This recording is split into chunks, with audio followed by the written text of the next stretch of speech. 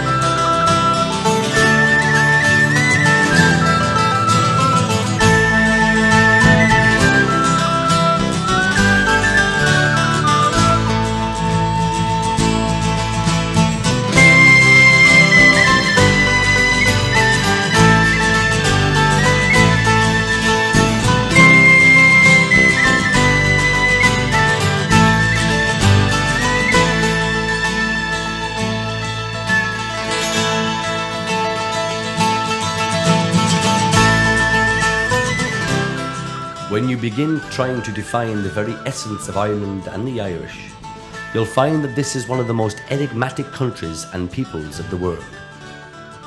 With roots firmly planted in Celtic culture, there is a magical quality to both the landscape and the folklore that makes the skill of the storyteller a recognised art form.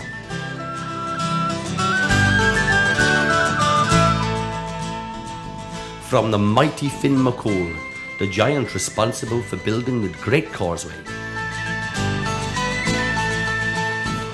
to the rippling waters of Tierna Nog, the land of eternal youth, you'll find yourself enraptured by all that you discover, particularly if you stumble into a little Irish bar and enjoy the convivial welcome to be found there.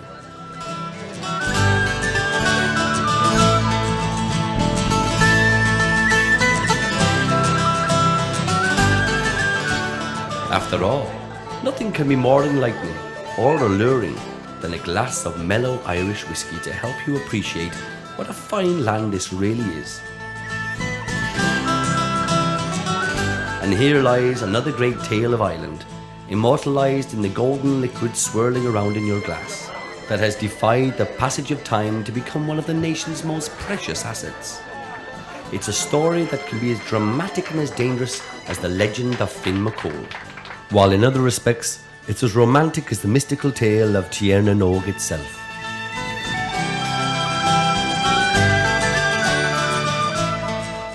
Irish whiskey will always have a knack for spinning its magic, and whether this is your first encounter with the heavenly brew, or you're a well-seasoned connoisseur, your appreciation of whiskey will be increased from a greater understanding of how it came to be.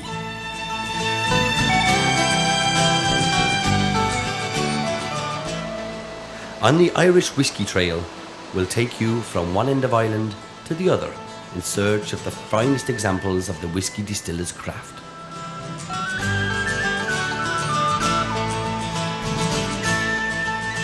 With Jameson, Bushmills, Middleton, Powers and Paddy, to mention just a few of the top brands we'll be looking at, this programme will undoubtedly broaden your horizons and inevitably your appreciation of this exceptional drink, that for many people is truly the spirit of Ireland.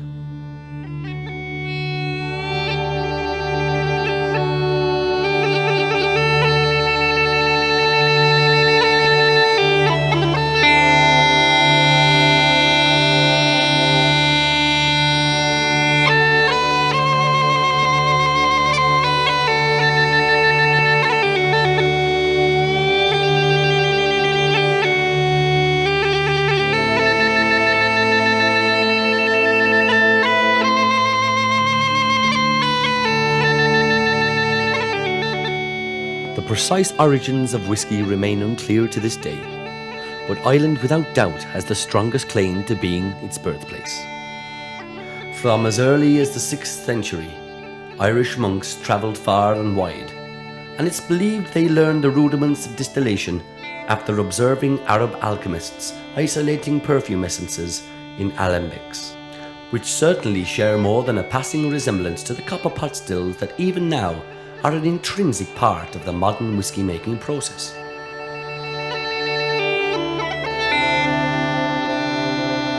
What's more, these wandering clerics evidently didn't keep the technique to themselves, because it's thought that while spreading the word of God to their Scottish neighbours, they also preached the more readily accepted gospel according to the whiskey maker.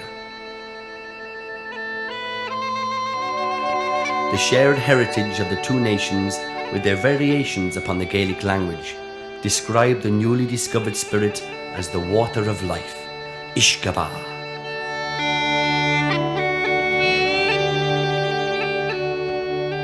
Over the years since, the anglicised version turned Ishka into whiskey for all time. However, the two cultures do spell the word differently, with the Irish including an E, whereas the Scots always drop the additional vowel.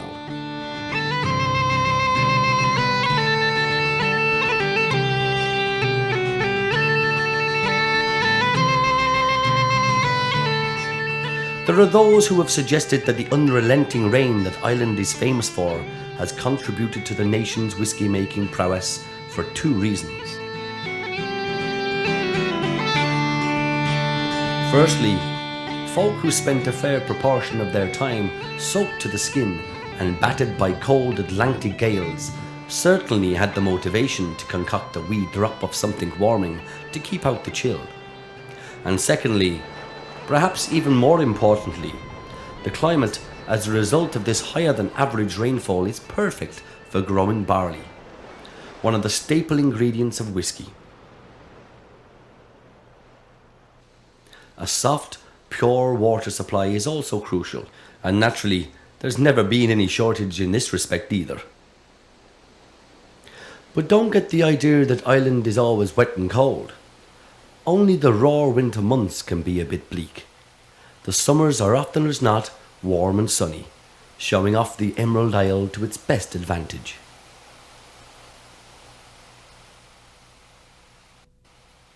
Consequently, whiskey making flourished all over Ireland, with thousands of stills bubbling and steaming wherever barley and water were readily available, providing the Irish with a regular supply of their favourite tipple.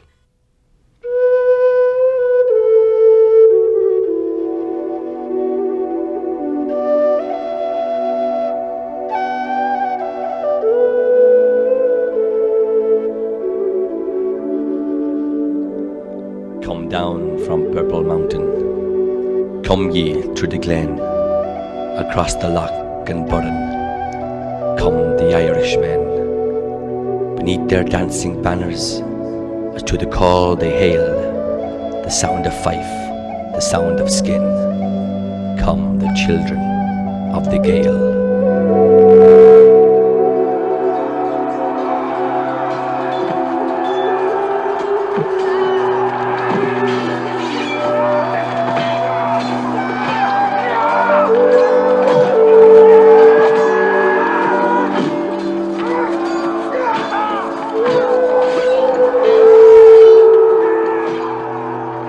Now, if you take a look at Irish history, it will become immediately obvious that relations with neighbouring Great Britain have never been exactly straightforward, although the Irish whisky maker's art has often been much appreciated. Queen Elizabeth I was rather partial to the intoxicating brew, and on one occasion even rewarded her great favourite, Sir Walter Raleigh, with the gift of a 32-gallon keg of golden Irish whisky, which by all accounts was enjoyed by the opportunist adventurer very much indeed.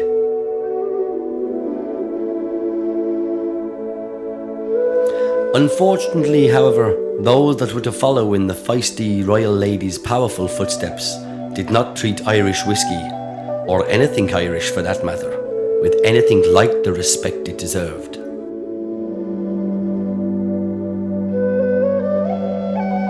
On Elizabeth's demise, England and Scotland became unified. But within a matter of years, Britain was embroiled in a bloody civil war. Oliver Cromwell and his parliamentarians turned against the crown and usurped the monarchy.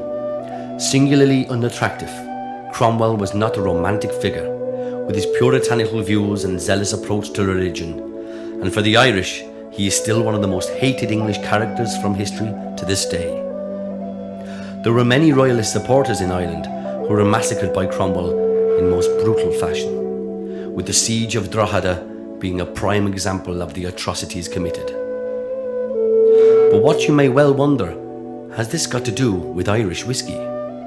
After all, Cromwell was hardly subjugating the Irish to take their whisky away and drink it to himself. However, the consequences of the conflict gave Ireland even more reason to dislike Cromwell.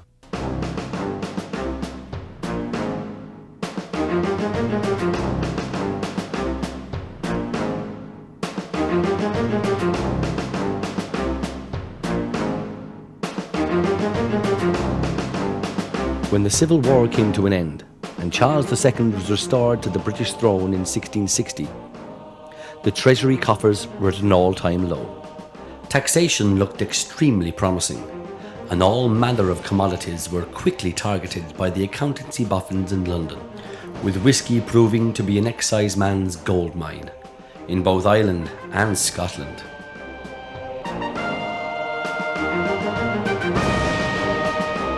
At a charge of 4p a gallon, the levy was an abomination to all native Irishmen, and many of their number fled to the hill to avoid the taxman's avaricious gaze.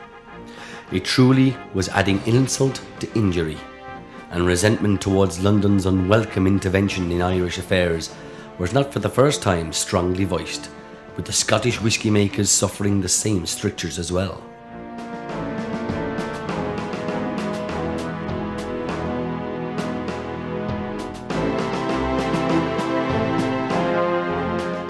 At least, the Irish had water between themselves and the British mainland, which was a considerable advantage to the illicit distillers. But when an excise office was opened in Dublin, the long arm of the law no longer needed quite such an extensive reach. Matters were not helped by the cumbersome nature of the new laws that in certain respects were quite unworkable. In general terms, small stills were discouraged and the larger producers had the potential to take over the market. But the battle lines were drawn. The job of the exciseman was a dangerous one, particularly away from the city, where entire rural communities were quite literally prepared to fight to the death for the whisky cause.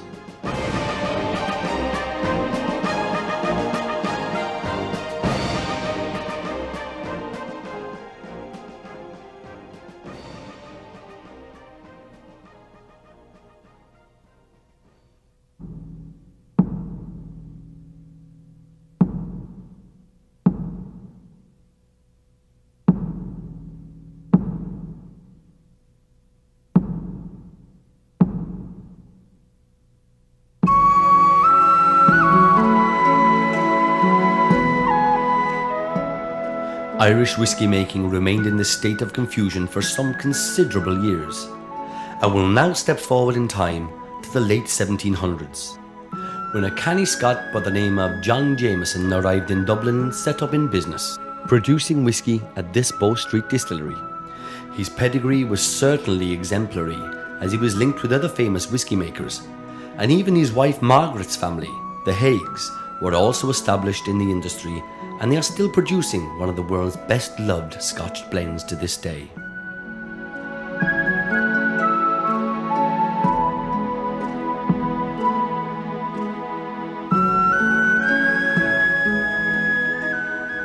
Fortunately for the whisky enthusiast, it's possible to follow the great man's footsteps, because his Bow Street site has been transformed into the old Jameson Distillery, a wonderful audio-visual experience charting the history and manufacture of the Jameson brand, from humble beginnings to its present-day market position as the most successful Irish whisky of them all.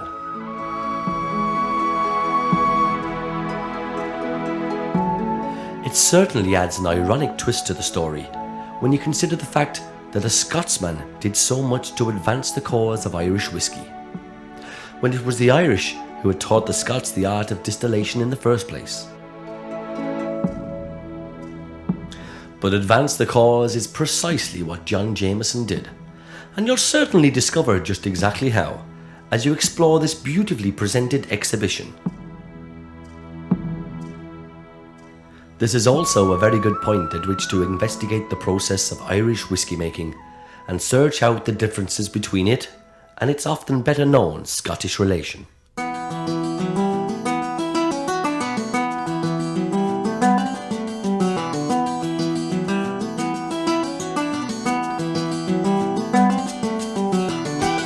Wherever you come from, if you want to make whisky, you need the grain, preferably barley, and how you treat it will depend very much upon your location. Chemically speaking, to produce the enzyme required to convert barley into starch and soluble sugars, germination must take place. This is achieved by soaking the barley in water and then spreading it over a stone malting floor, turning it regularly. The process then needs halting after about 12 days, and this is achieved by drying the green malt, as it's called, in a kiln. Now here's one of the most fundamental differences between Irish whisky and Scotch. Despite the prolific availability of peat in Ireland, the barley is dried in a closed kiln rather than over a peat fire. In Scotland, where you'll see pagoda-shaped kilns at all the major distilleries, peat furnaces are used to dry the malt, imparting a classically smoky flavour to the whisky. As an interesting side note, the Irish often use both malted and unmalted barley in their mix. This is because a 19th century tax on malt sent the Irish whisky makers searching for ways to avoid the dreaded excise man once again. Although born of necessity, the technique became an intrinsic part of the Irish process, and to this day is still used to give the finished whisky a very specific quality.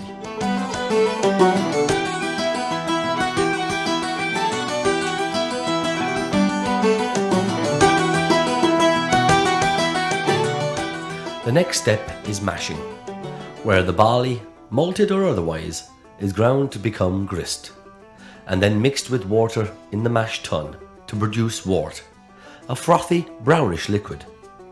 The Irish have their own word for a mash tun, referring to it as a keeve, but the outcome is exactly the same.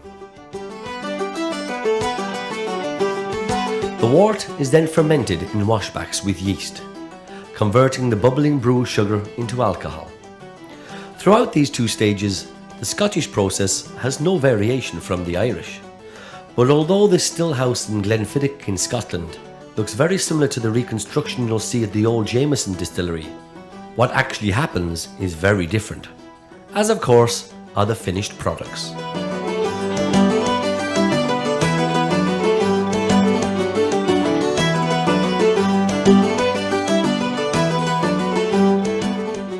Basically, alcohol has a lower boiling point than water, so it steams off and condenses. Here at Jameson, you see 3 copper pot stills: the wash, the feint and the spirit, because the whisky is distilled 3 times. In Scotland, only 2 distillations are used, which leaves a little more fire in the finished spirit. as noted by Dr. Johnson in his first innovative dictionary in 1755. The definition of whisky, or ishkabar as it was described, is as follows. The Irish sort is particularly distinguished for its pleasant and mild flavour. In Scotland, it is somewhat hotter.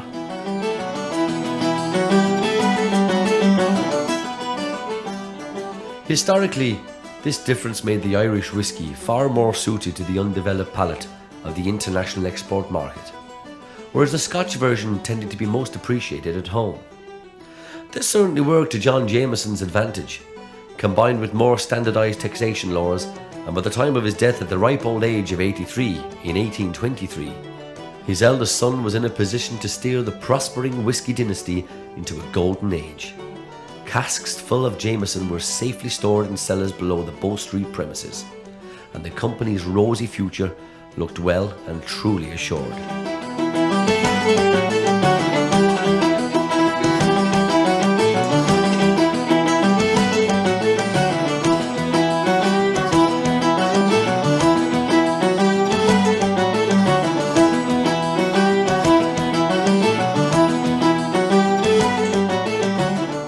However, the events of the next decade were to completely reverse this position, as Scotland not only caught up in the lucrative race for the whisky export market, it eventually overtook Ireland, in what was a remarkable set of circumstances. When retired Irish exciseman Aeneas Coffey came to the major whisky companies of his native land with the suggestion of a new type of still, he was given short shrift. There was undoubtedly a degree of distrust about a man perceived to be from the enemy camp, and they certainly believed that he was threatening their traditional methods, which is why his progressive idea was rejected out of hand. The Coffey, or patent still, that he had invented could distill in excess of 200 gallons of spirit in an hour, an astonishing achievement for the time, particularly as a variety of grain, depending upon what was available, could be used, producing a mild, light finished whisky.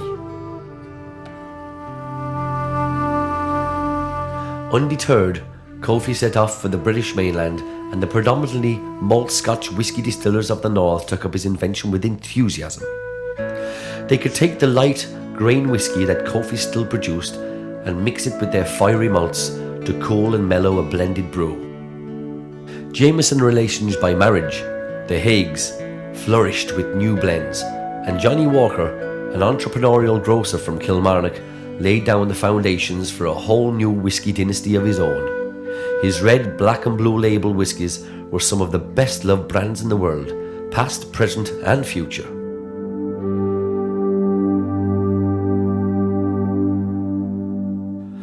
If turning away the Coffey still was short-sighted on the part of the Irish distillers, costing them dearly, the developments of the 20th century presented even greater difficulties for the industry to overcome.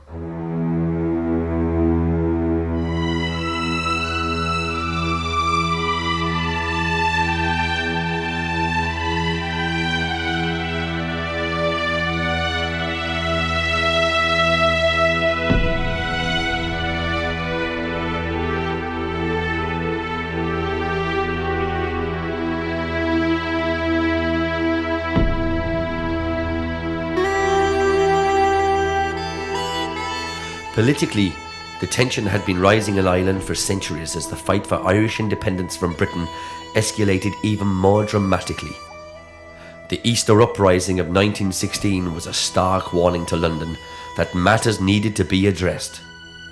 But bitter feelings ran high on both sides, and when an Irish Free State was finally created in 1922, the resulting bad blood saw the British close the door on Irish imports, including, of course, whisky.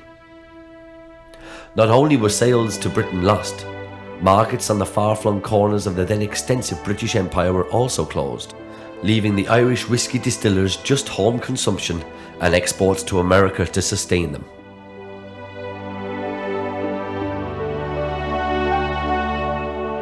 But worse was still to come, as prohibition annihilated sales of Irish whisky in the USA. It was a bizarre turn of fate, as in 1920 the American government prohibited the manufacture, transportation and sale of alcohol in any shape or form. For the 13 years that prohibition ran, far from achieving a more morally upstanding nation, the experiment had the opposite effect. Alcohol became a valuable commodity, and illegal drinking dens put it into the control of gangsters, pushing crime levels up to record levels. There were to be no imports of legitimate Irish whiskey, and the many thousands of Irish Americans descended from the poverty-stricken immigrants who had fled from their native island in times of hardship, most notably the potato famine of the 1850s, could no longer enjoy a taste of the old country.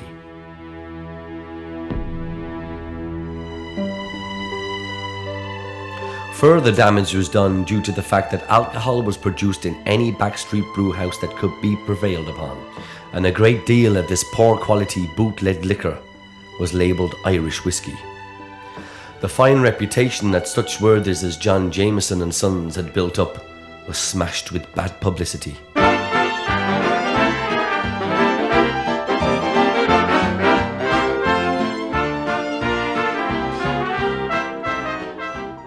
Even when prohibition was abolished in 1933, the people of America were reluctant to touch any Irish whiskey, even when it was the genuine article.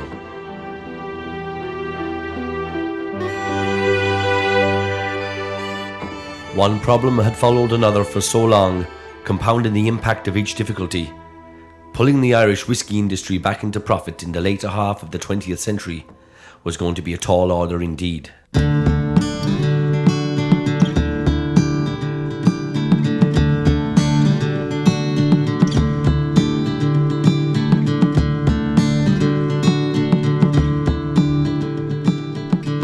Then, in 1966, a crucial development set Irish whiskey on the road to recovery.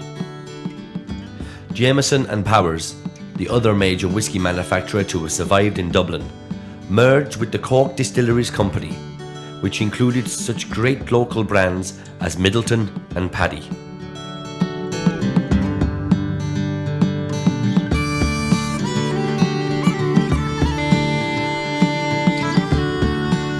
The Irish Distillers Group was formed, and steady progress was made as resources were pooled all across Ireland. To a greater extent, it was effectively the end of the smaller independent distilleries, but those that came under the IDG umbrella were at least assured a stable future. In 1972, Bushmills joined forces as well, continuing to distill at their County Antrim site, while all other whiskey production moved to a brand new distillery at Middleton near Cork in 1974.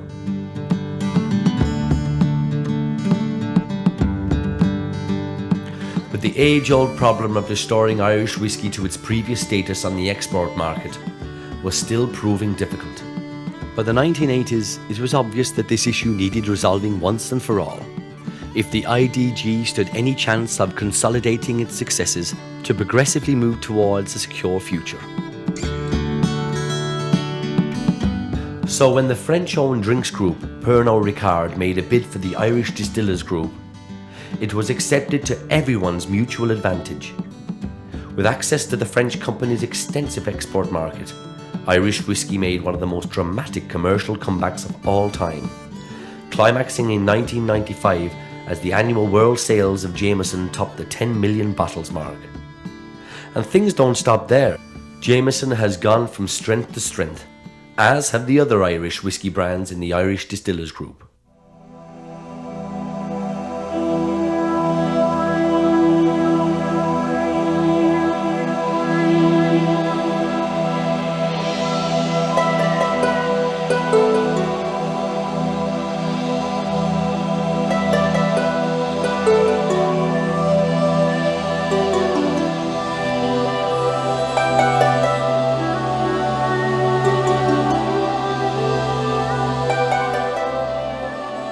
Well, that's quite enough history for the present time, because fascinating as it might be, particularly in the way it's presented at the old Jameson distillery, what we're really interested in this programme is the whiskey itself.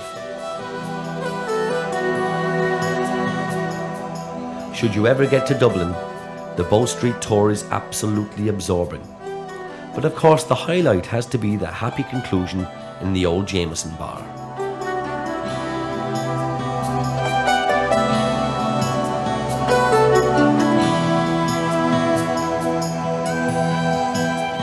Now, first and foremost, you have to try Jameson, the Irish whiskey that is literally taking the world by storm.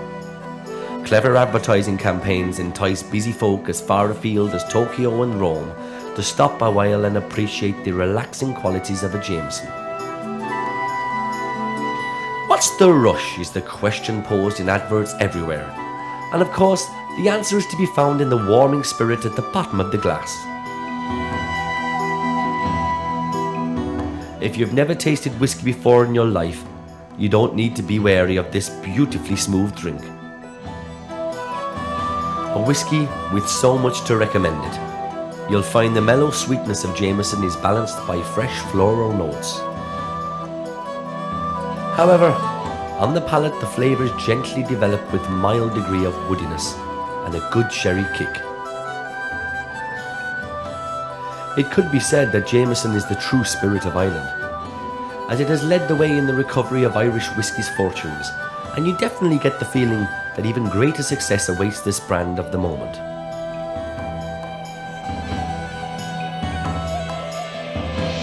Don't be surprised when you see a whole shelf of different Jameson bottles, because there's quite a selection to choose from. The Jameson 1780, named after the year in which the great man founded his Bow Street distillery, is again smooth, and after aging for at least 12 years extensively in sherry wood, the flavour is greatly enhanced. There is also a Jameson 12-year-old brand, which is more full flavoured again, and has been developed to appeal to the tastes of the Far Eastern market. The Jameson Gold is another deluxe whiskey, and the old Jameson 12-year reserve is a rare treat indeed, with its lovely rich smooth flavour and dry finish.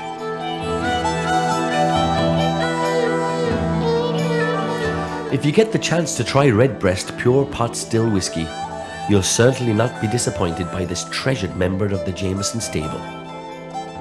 The sweetness is soft and sherried, but there's a definite depth to the long finish with a last hint of spice to complete the experience.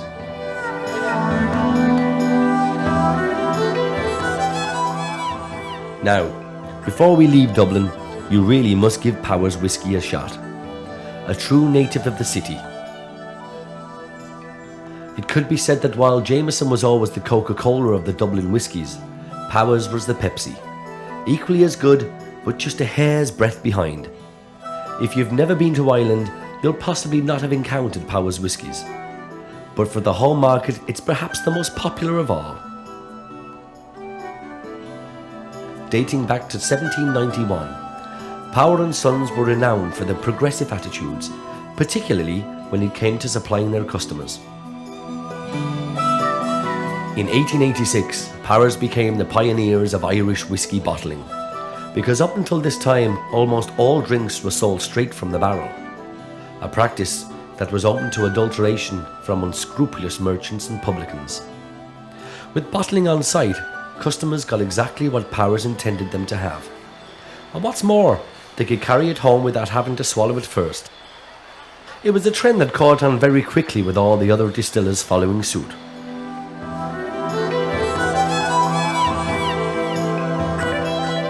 Powers also introduced the first miniature bottles, fondly nicknamed Baby Power, which contained, as the advertising men on the day claimed, a 3-swallow capacity. Again, it was an excellent idea, and other distillers soon put their own miniatures into production. And today there are few major whiskey distillers the world over who don't offer these handy-sized tasters of their very special brands.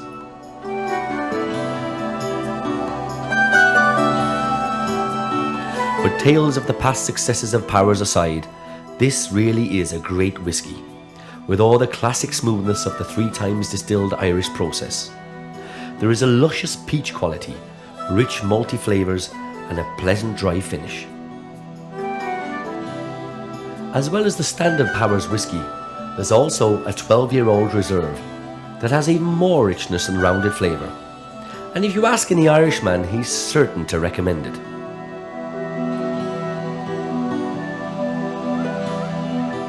Having enjoyed the great whiskies of Dublin, it's time to move ever onwards and northwards in this occasion, beyond Belfast to the rugged, dramatic coastline of County Antrim and the old Bushmills distillery, a mere stone's throw from the Giant's Causeway.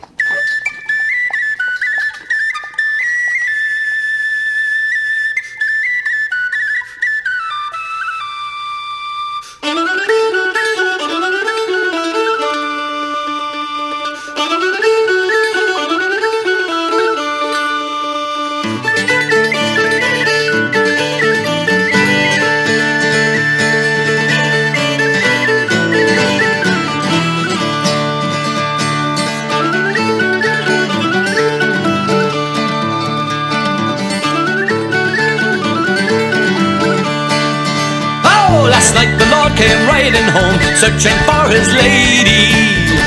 Well, all the servant girls replied, she's off with the gypsy Davy. Now rattle for the gypsy, gypsy, rattle for the gypsy Davy. Rattle for the gypsy, gypsy, rattle for the gypsy Davy. Well, settle for me the old grey mare, for me big horse is not speedy. Now settle for me old grey mare, me brown horse is not speedy. Rattle for the gypsy, gypsy, rattle for the gypsy Davy. So rattle for the gypsy, gypsy, rattle for the gypsy Davy. Well, he rode high, he rode low, searching for this lady.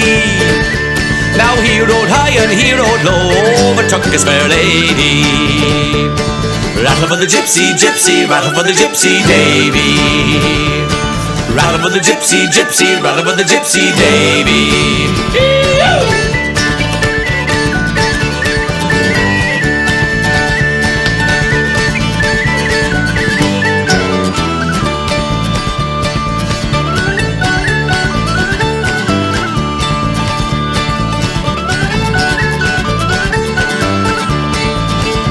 Well, why did you leave their home in the land, and why did you leave their baby? Now why did you leave the home in the land to be off with the gypsy Davy? So rattle for the gypsy, gypsy, rattle for the gypsy Davy. Rattle for the gypsy, gypsy, rattle for the gypsy Davy. Now go take off those snow white gloves, those spade of Spanish leather. Well, go take off those snow white gloves and bid farewell forever. Now rattle for the gypsy, gypsy, rattle for the gypsy Davy. Rattle for the gypsy, gypsy, rattle for the gypsy Davy. Last night I slept in the goose by the bed with the sheets and blankets over me. But tonight I'll sleep on the cold earth and the arms of the gypsy Davy. Rattle for the gypsy, gypsy, rattle for the gypsy Davy. Rattle for the gypsy, gypsy, rattle for the gypsy Davy. Well, why did you leave your home in the land, and why did you leave your baby? Well, why did you leave your home in the land to be off with the gypsy Davy? Rattle for the gypsy, gypsy, rattle for the gypsy Davy. Rattle for the gypsy, gypsy, rattle for the gypsy Davy.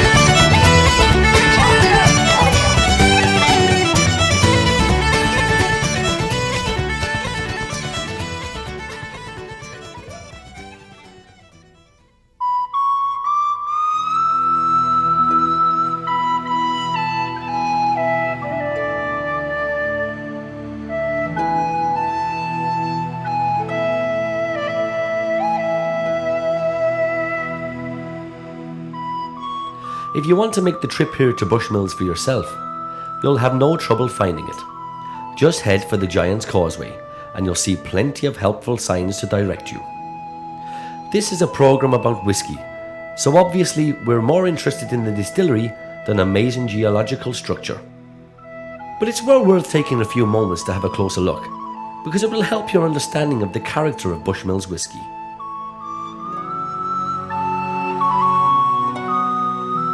Legend has it that the mighty Finn McCool, giant, an all-round Irish mega-hero, fell for the charms of a Scottish giantess living across the sea on the island of Stafford.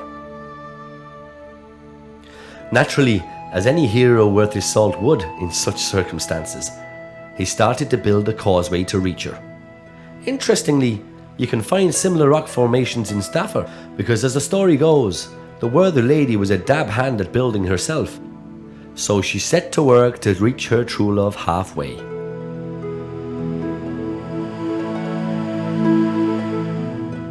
What then ensued was an epic battle of rock hurling, when an amorous Scottish giant took a very dim view of Finn stealing the woman of his dreams from under his very nose. This put paid to any causeway linking Ireland and Scotland, and if you care to investigate further, sent Finn McCool off in search of more accessible female company.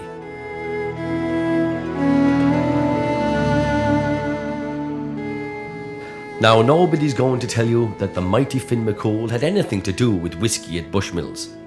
Though no doubt after a glass or two you'd be happy to believe that a heroic giant was responsible for this rock formation rather than millions of years of geological activity. And all this is not quite as tenuous as you might think.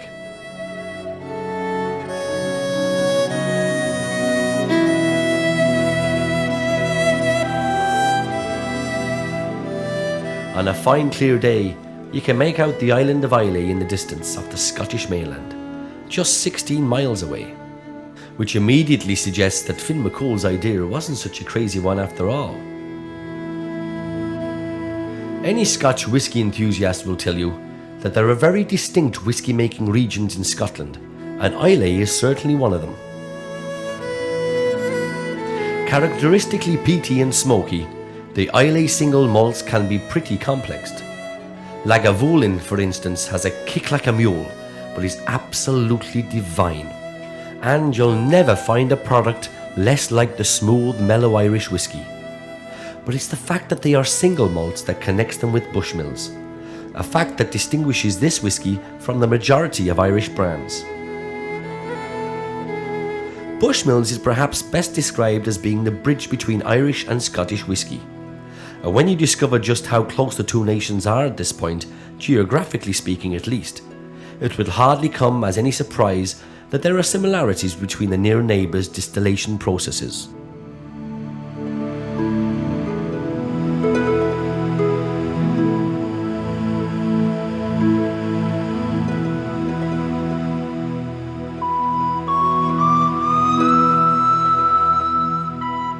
Of all the Irish whisky distilleries you'll visit in Ireland, Old Bushmills is without doubt one of the most picturesque, with more than a passing resemblance to the Speyside distilleries of Scotland.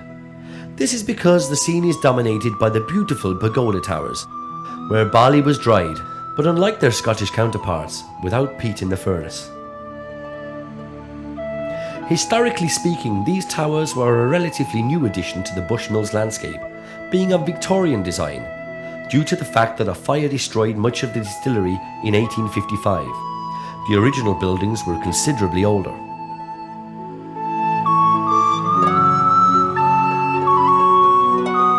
Bushmills has a claim to being the oldest distillery in the world, with the first grant to distill legally in this area being awarded in 1608. Official documentation is only available from the founding of the Bushmills Company here in 1783, but this is nevertheless a remarkable testimony of endurance. And the fact that, unlike so many of its contemporaries, Bushmills is still distilling on this site speaks volumes for the tenacity of generations of Irish whisky men.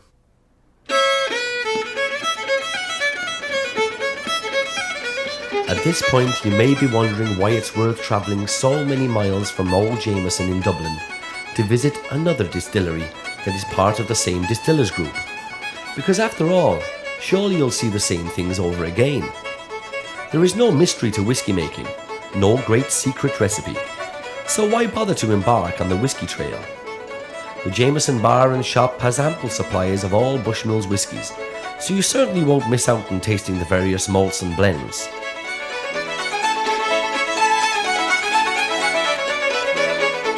What you'd actually forego is the opportunity to walk around a living, breathing distillery with a first-class guide who will explain the whole process to you. There are no days set aside specifically for this purpose or specially constructed display areas. You will quite literally be taken around the plant in full production. An amazing experience where the sights, sound and smells of whiskey making at its very best will prove unforgettable.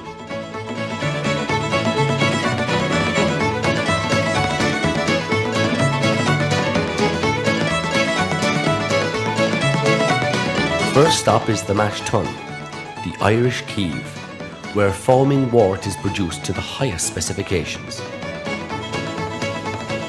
The aroma as you enter is heavy on the air, and as you take a closer look at the traditional machinery, just remember, this is how whiskey has been made for centuries.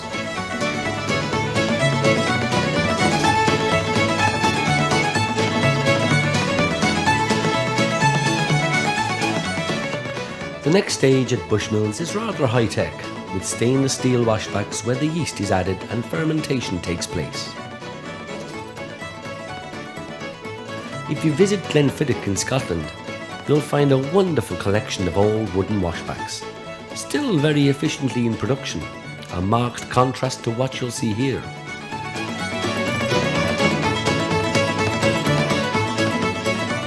However, as you enter the still room, you could be stepping back hundreds of years. Nothing has altered in the techniques used, and apart from computers to help monitor the proceedings, this is as close to the ancient whiskey maker's art as anyone could hope to get.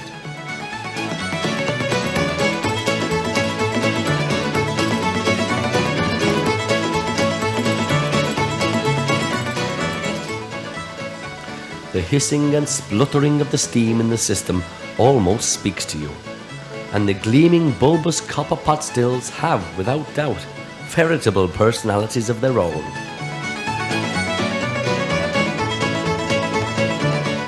Look out for the 3 different stages of distillation. With wash, faint and spirit stills busily in action, this is a truly wonderful place, warm and inviting.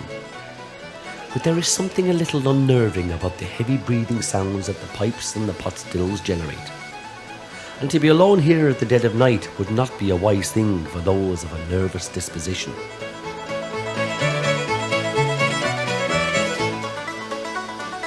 At this point in the whiskey making process, you've got alcohol with a high percentage proof. At least today there are safe methods for deciding the strength of the distillate. But in days, now fortunately long since past, it was a very dangerous business indeed. Gunpowder was mixed with the spirit to form a potentially lethal cocktail. And if it exploded when you set it alight, should you have survived the experience, you would know that your whiskey was just a wee bit on the strong side.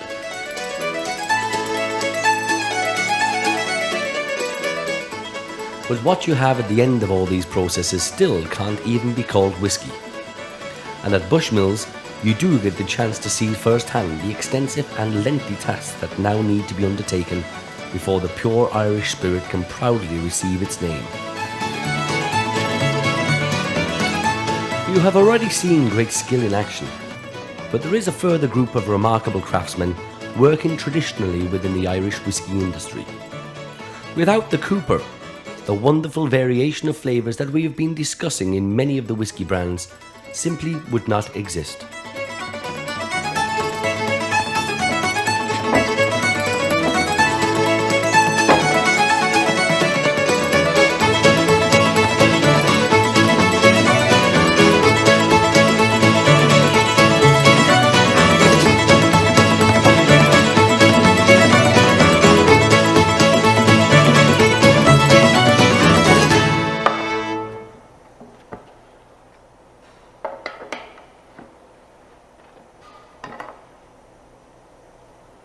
The making of casks has changed little since Roman times, with the Roman word for barrel maker, cooperages, being handed down to give our modern craftsman his name.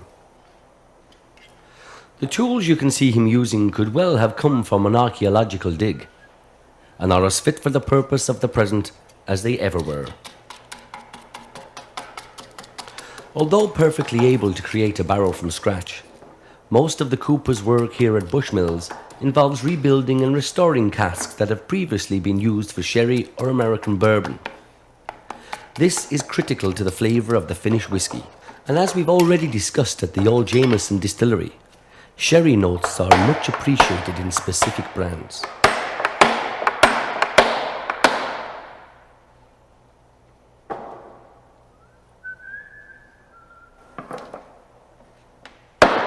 When you consider the fact that it takes a minimum of 3 years for maturation to legally provide you with whisky, in either Ireland or Scotland, the importance of the cask is paramount.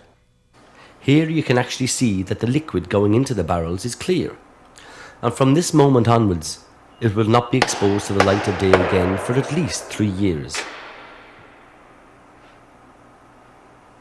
The oak wood casks will not only by then have imparted sufficient flavour to the whisky, they will also have turned the spirit its delightfully distinctive golden colour.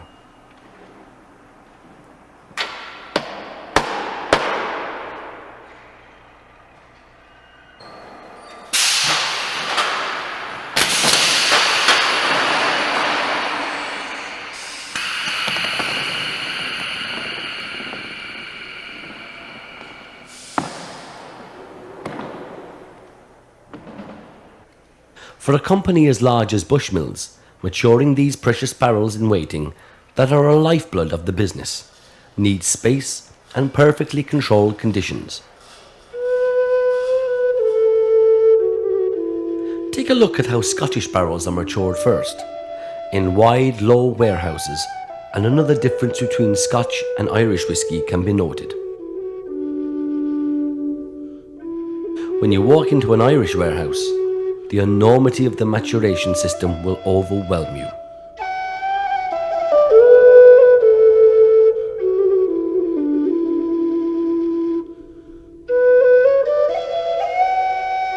A great deal of research has been done, and the outcome has been that standing barrels end up on pallets makes no difference whatsoever to the finished result.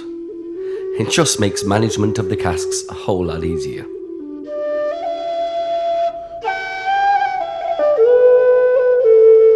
But whether you walk into a Scotch warehouse or an Irish one, the smell in the cool, dark atmosphere is absolutely divine.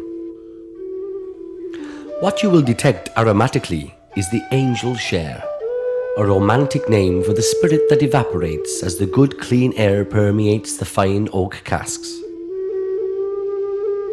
Depending upon how long the whisky remains in barrels at this stage, about 7 to 10% of the spirit will disappear in this fashion.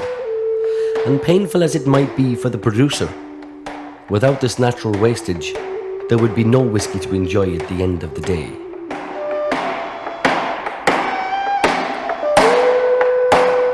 Once the whisky has reached maturity, it's time for the blender to marry together the different vintages to produce the complete range of Bushmills brands.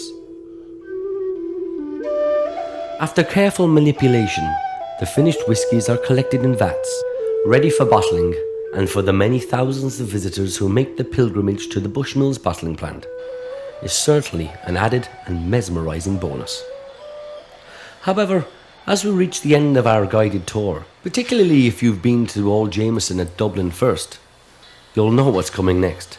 The aptly named 1608 bar awaits, with a wonderful selection of Bushmills' finest for you to try.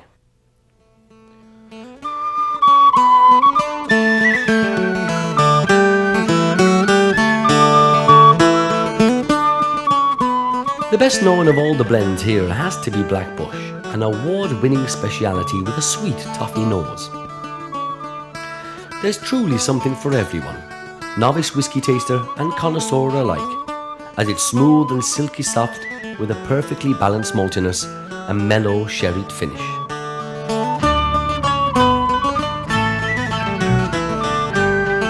when it comes to the Bushmill single malts, you really are in for a treat. The 10-year-old version is clean and crisp with hints of apple blossom, clover and bran. Another interesting variation on a theme is the 16-year-old 3-wood single malt. Now don't be thinking that this has anything to do with golf clubs. Quite simply, the whiskey is matured in 3 different ways. Firstly, 50% bourbon wood is used. Secondly, 50% sherry, and then it's finished in port pipes for the last year and a half.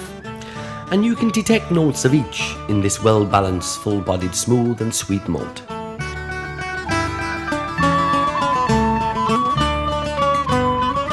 A quick note here, for anyone who does find their way to Bushmills. Make sure you try the Distillery Reserve. This is the only place you can find it, and you won't be disappointed. Honey rich with spicy fruity overtones and a distinct peachiness. There is a powerful finish that lingers most satisfyingly. If you're very lucky, you might get your own personalised bottle. A pleasure to drink, and then the perfect souvenir to remind you of a day very well spent. When we talk about tasting whiskey in this programme, it is very much geared towards drinking for pleasure and broadening the experience to develop the palate. But when the experts taste whiskey, it's a different matter altogether. Here we find Colm Egan, Bushmill's head distiller, and Billy Layton, the warehouse manager, testing out a cask of the very best. So watch and learn. And now we get to the most exciting part of my day, where we get to sample the spirit after spending 21 years in this old cask. So Billy is going to remove the bung and take a sample off the spirit inside using the Valenche. So having removed the sample, we need to take a sniff, which Billy is going to help me do.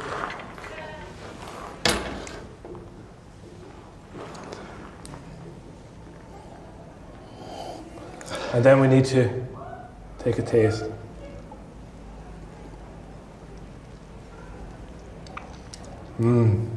Full-bodied, rounded, real Madeira notes. Yeah, you get the influence of the Madeira there with the fruitiness, the sweetness, bit of chocolate, the caramel there. I think that's the one for us. 21-year-old malt, exquisite product. Cheers. And on that most appropriate note, it's time to leave old Bushmills and Northern Ireland to head south towards Cork and the distillery town of Midleton, the last of the Irish Distillers Group sites on our tour, and the heart of their production in the Irish Republic.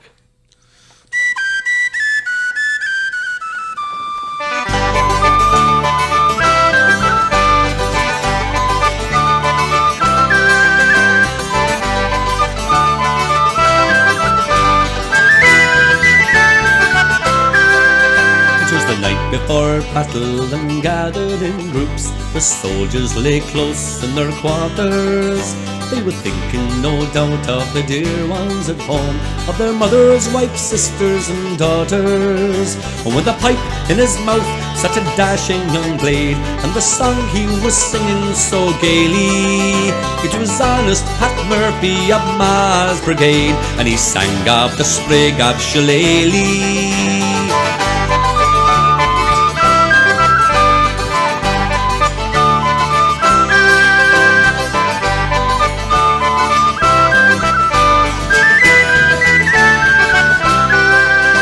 Says Pat to his mother, it'll look strange to me, brothers fighting in such a queer manner. But I'll fight till I die, if ever I'm killed, for America's bright starry banner. Now it was only John Bull to the fore, then I'll rush into battle quite gaily, with a spulleen and a rap, with a heart and a half, with me elegant sprig of Shillelagh.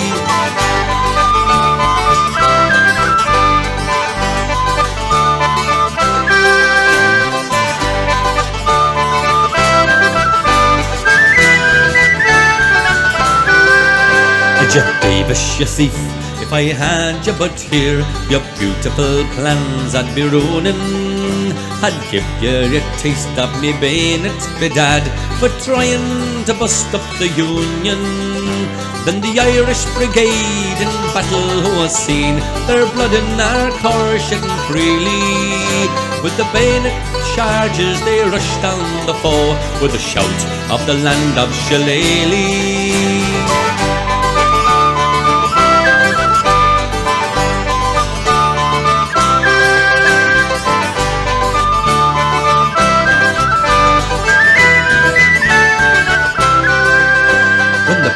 Was over, the dead lay in heaps. Pat Murphy lay bleeding and gory, with the hole in his head from a rifleman's shot that finished his passion for glory. No more in the camp shall his laughter be heard, or his voice singing ditties so gaily.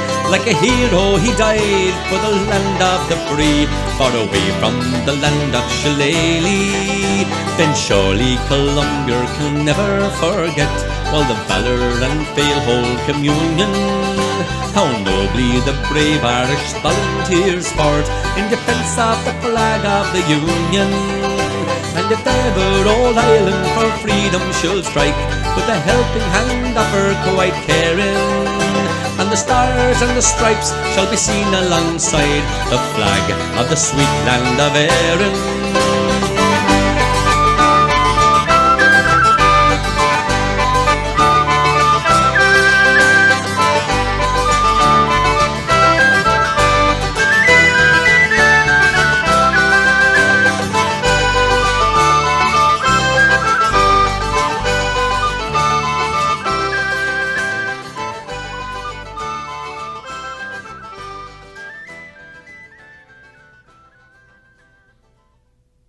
From the moment you arrive at Middleton, the size of this place is certainly impressive.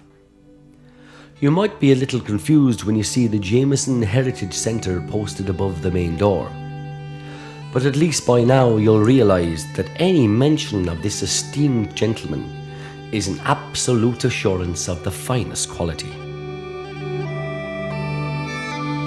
However, despite looking the part of a perfect ancient Irish distillery, Old Middleton was not purpose-built.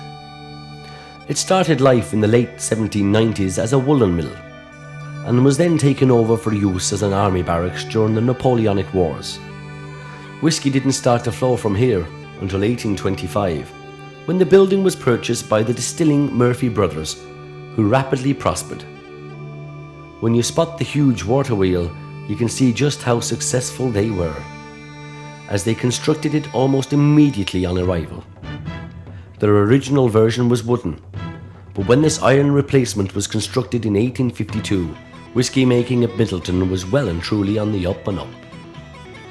This is confirmed by the most attractive sheaves of barley that were actually cast onto the wheel's outer rim, as a permanent reminder of the growth in Irish whiskey's popularity.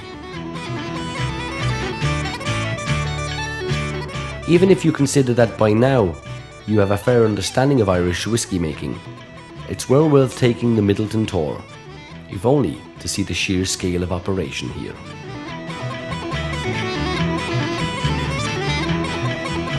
One of the most impressive sights is the grain store, all 6 floors of it, dating back to 1830. Although just for display purposes today, you do get the real sense of the back-breaking effort that went into whiskey production in the 19th century. The building itself was also under considerable strain, as each level invariably held about 200 tons of grain, which is why, if you look very carefully, you'll see a fine set of flying buttresses providing some much-needed support.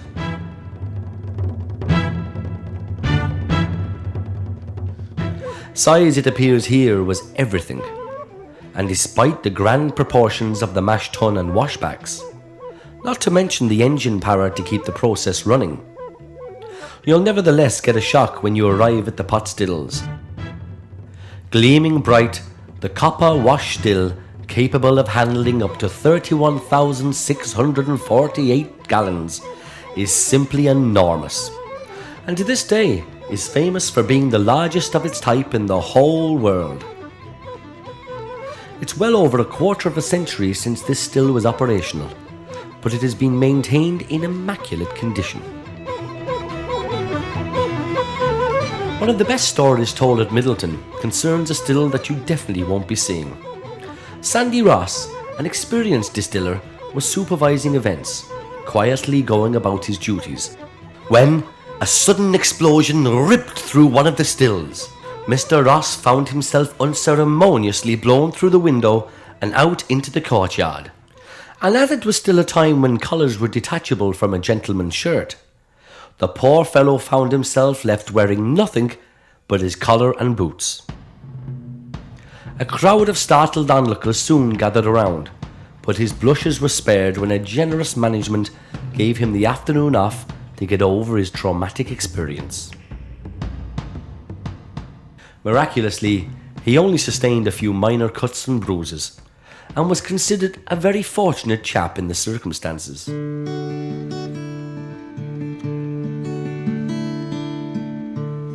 There's much more to look at here than just the whisky-making activities of Middleton in its heyday, because the beautifully landscaped grounds are magnificent. Don't miss the superb collection of vintage vehicles, all in authentic livery, scattered around the site. Especially the wonderful Middleton fire engine that takes pride of place in its own exhibition.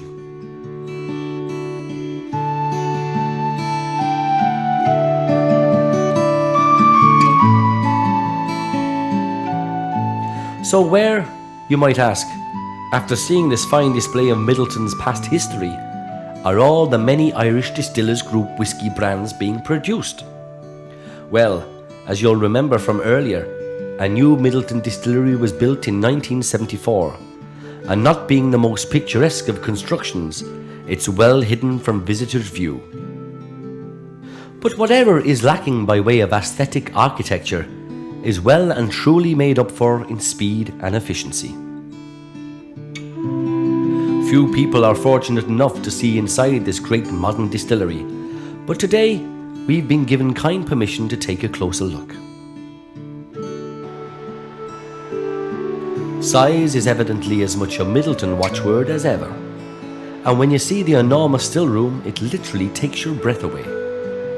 Yet despite the bank of computers regulating every part of the process, the pot stills look exactly like the more ancient ones just viewed in the Middleton exhibition. The truth is that although modern technology has brought things on at a fair pace, the old traditions are as revered as ever. And the master distiller here, Barry Crockett, is a living example of how old and new can go together hand in hand. Inspecting a huge warehouse is all in a day's work for Barry, who was actually born on the Middleton site. The cottage that you see, facing the regularly turning water wheel, was where his father, the then master distiller, and his family lived. It is quite remarkable that a highly skilled master distiller embracing all the sophisticated techniques of modern whisky making can quietly step outside this distillery and visit the place of his birth, where even the first breath of life would have been steeped in the whisky distiller's art. Not that we're not setting up a few new traditions of our own in this programme, because as we leave the sights, sounds and smells of whisky making behind us, where else could we go to now except the bar?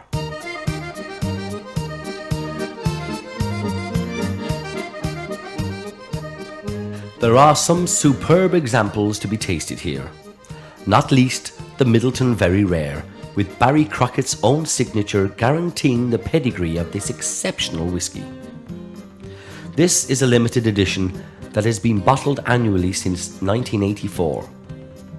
As Ireland's most exclusive whisky, you'd be right to expect something a bit special, and you'll not be disappointed. The nose is finely scented, and the first flavours to come through when you taste are almonds, luscious fruit, honey and herbal spice. There is a wonderful finish which is rich and velvety and seems to go on forever.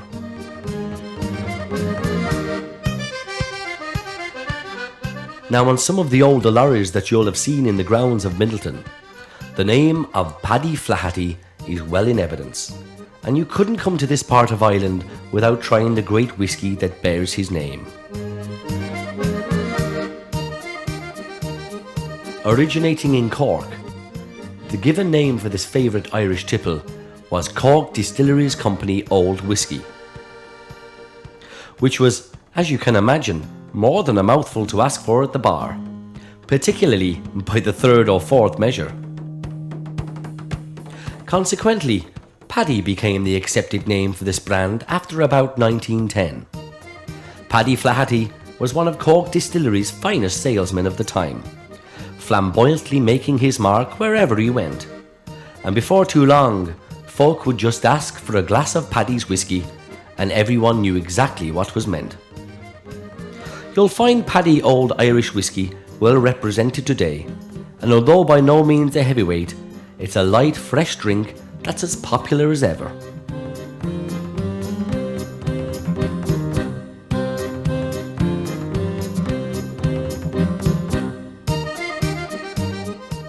Having now completed the Irish Distillers Group Whisky Trail, it might appear as if there's little or no room in the modern marketplace for the small independent distillers who once characterised this great industry. But things are not always what they seem. Okay, so you'll perhaps have to travel a little off the beaten track, but it's well worth the effort, because at a little village called Kilbeggan in County Westmeath, almost slap bang in the middle of Ireland, you'll find a very different story is told. And even more importantly, you'll get a taste of a whole new generation of traditional Irish whiskies that not so long ago were in danger of evaporating forever into the mists of time.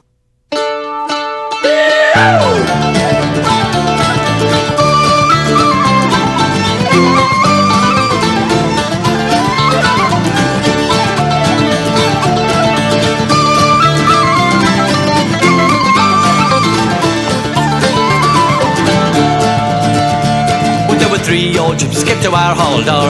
They came brave and boldly, oh, and the one sang higher than the other sang low, and the lady sang the ragga-tagga gypsy, oh. Well, she slipped off a dress of finest silk and put on a hose of leather, oh. The ragga-tagga tags around the door, then she's up with the ragga-tagga gypsy, oh. Well, it was late last night that the Lord came home, inquiring for his lady, oh. All the girls said on every single hand, she's gone with the ragga-tagga gypsy band. Oh, it'll settle for me, my milk-white steed, for my big horses and not speedy, yo. I go and find the newly wedded bride who was run for the ragga-tagga gypsy, yo. Oh, well, he rode high, he rode low, he rode south and north also, till he came to the wide open field and spied that lovely lady, yo.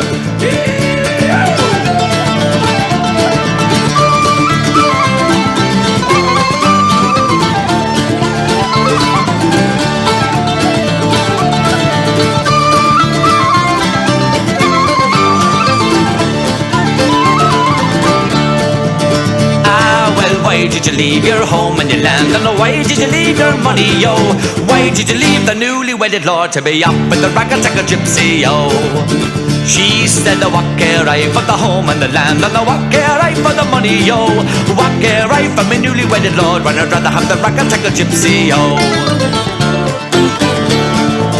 Now, last night you slept and you goose by the bed, the sheets turned down so bravely, yo. Tonight you'll be in the cold open field in the arms of the ragga-tagga gypsy, yo. She said, what care I for my goose by the bed, when my sheets turned down so bravely, yo. Tonight I'll be in the cold open field in the arms of the ragga-tagga gypsy, yo. Boy, you rode high when I rode low, you rode south when I rode north. I'd rather have the kiss on my yellow gypsy's lips and a miss me ragga-tagga gypsy, yo. Here we go! La la la la la la la la la la la la la.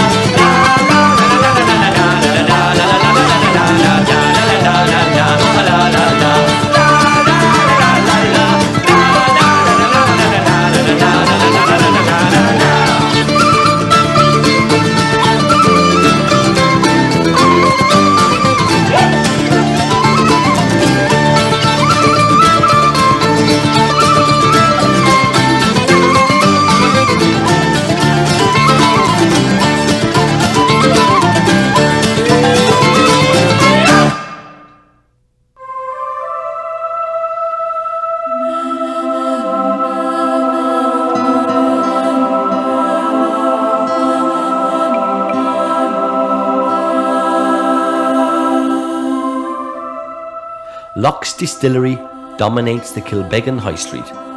And these days, that's a very good thing, because it's a perfect example of a beautifully restored building that is very much a part of Ireland's precious whisky heritage.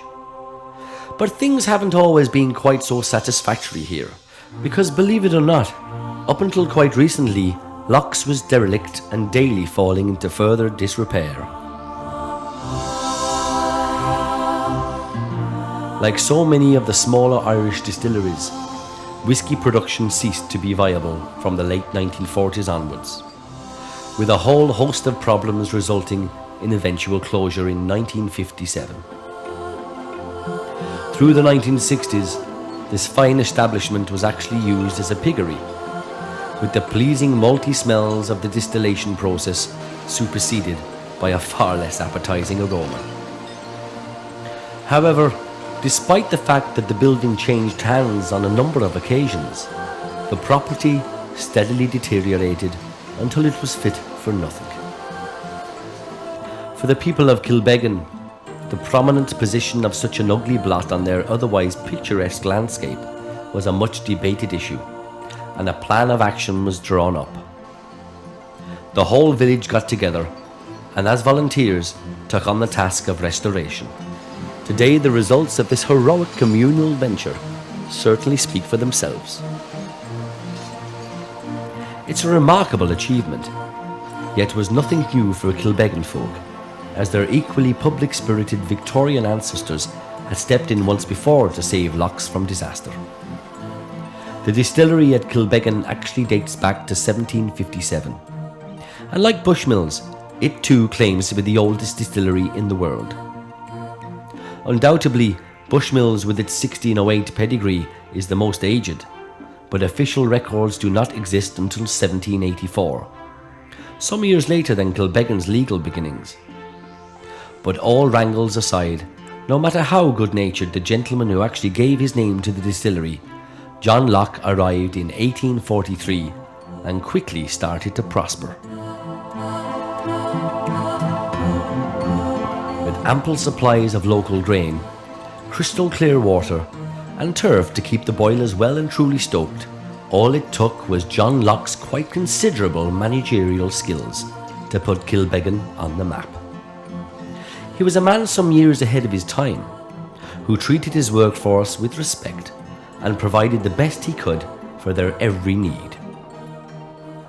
A fair proportion of the Kilbeggan population worked at Lochs, and many of the properties were distillery houses, rented out to the workers who eventually were assisted in buying them. For those with no land to keep their animals on, an economic necessity in rural Ireland, a cow and calf park were created at the back of the distillery for the grazing of employees' livestock. Lochs also provided a generous supply of coal to their workers at the beginning of the winter that could then be paid for in instalments throughout the year. All in all, a position at Lochs had many benefits, but you can't help wondering if the management knew about some of the less official tricks of the trade. The water for brewing was heated in these huge vats, and by stripping off and hopping in at just the right moment, the men could get a free bath without too much overheating. Who can say whether or not this added to the finished flavour of the whisky, but there don't seem to have been many complaints. It's been suggested that the resourceful chaps were also rather fond of drinking the fruits of their labour, above and beyond the generous 2 shots a day allowance that they all enjoyed. When the wort from the mash tun has been fermented with yeast, what you get is a rather low alcohol substance akin to beer, ready to be distilled. Now at Lochs, this brew, known as pig ale, could be procured by means of a jam jar on a string, which could be dipped into the washback when the boss wasn't looking. A similar device, a baby's bottle on a string, used to fit snugly through the bung holes of the finished casks in storage, allowing the men to take a nip of whisky from any barrel that took their fancy. This does raise an interesting question. How much of the angel share really did evaporate? Was it not rather more likely that a certain proportion of the lost spirit ended up being consumed in a far more earthly fashion. But if John Locke knew what was going on, he turned a blind eye. And by all accounts, this was a lively, happy place to work.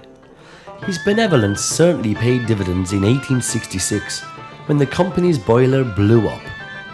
And without the funds to buy a replacement, it looked as if Locke's would have to shut down. The good folk of Kilbeggan came to the rescue. And if you look inside the restaurant here, you'll see for yourself the happy outcome of the story. They raised enough cash to buy a new boiler, which they proudly presented to John Locke, and the occasion is marked by this commemorative plaque.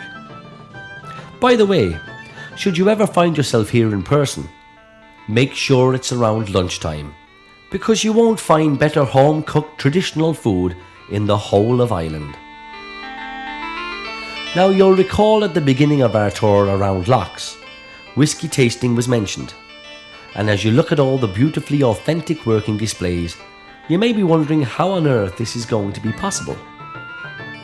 The answer, quite literally, is under your nose, as the historic warehouses here at Locke's are full of fine whisky, quietly maturing in the good Kilbeggan air.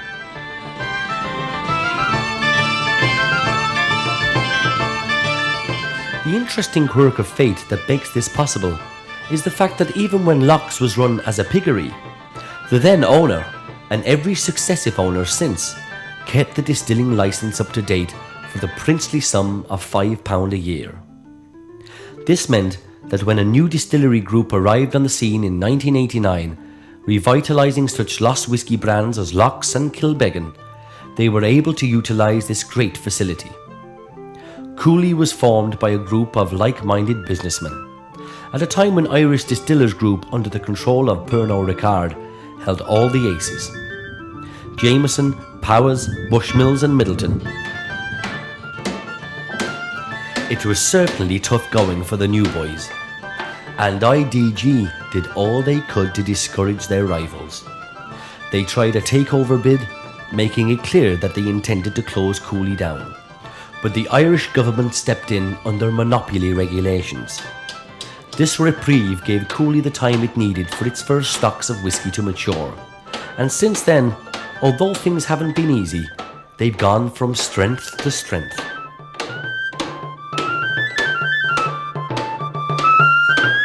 And so where else then but to the bar to try out a very different selection of Irish whiskies. First, of course, it has to be Locke's single malt, with a surprising hint of peat for an Irish whisky. One thing that Cooley sensibly recognised from the outset was the fact that they'd been better off creating something unique rather than going up against the almighty French-backed IDG brands such as Jameson and Bushmills. It's a pleasant, smooth flavour, and for anyone who enjoys the lighter Scottish malts such as Glenfiddich, it will be an immediate hit. The Kilbeggan name has also been brought back to life, and if you're only just starting to appreciate the joys of whisky, then this is a perfect choice. Sweet and remarkably smooth, Kilbeggan has a faint hint of grassiness and certainly suits a wide range of tastes. One of the most interesting labels that you'll see on any Irish whisky bottle belongs to Tyrconnell Single Malt. It commemorates a great victory by the Irish racehorse of the same name in 1876, and a lot has been gambled by Cooley on this, their trailblazing brand. Tyrconnell won at terrific odds, and undoubtedly Cooley will do the same with this whisky. It's still young and lively, but there's no unexpected kick from this gentle giant. The overall character is sweet, smooth and mellow, but the maturity of the dry finish is very pleasing indeed. Again on the peaty theme, look out for the Connemara Single Malt, which is even smokier in character than the Locke's. If you're feeling brave and definitely not driving, try the Connemara Cask Strength, which is stronger than anything else you'll experience on this tour, but with all of the smoothness that you'd expect from a triple distilled Irish whisky. If something a little quieter is to your taste, pick the classic Celtic adornment of the Inishowen bottle. It's a real winner.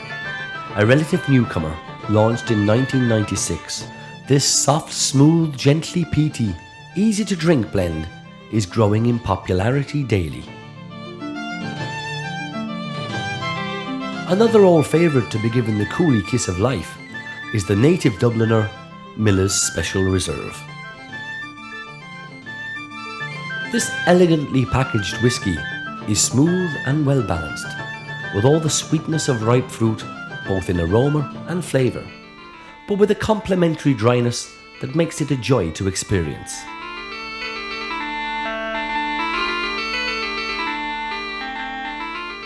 It's no easy task to set up a whisky distillery, and years on in their project, Cooley are now reaping the rewards of patience and resilience. After all, when a man, or woman for that matter, sets out in the whisky business, they need to understand that the product will be at least 3 years maturing before anyone can even think about recouping a penny of the costs, let alone making a profit. It takes a brave heart, consummate skill, and a big bank balance to make a go of it. And of course, a handy measure of the luck of the Irish will never go amiss.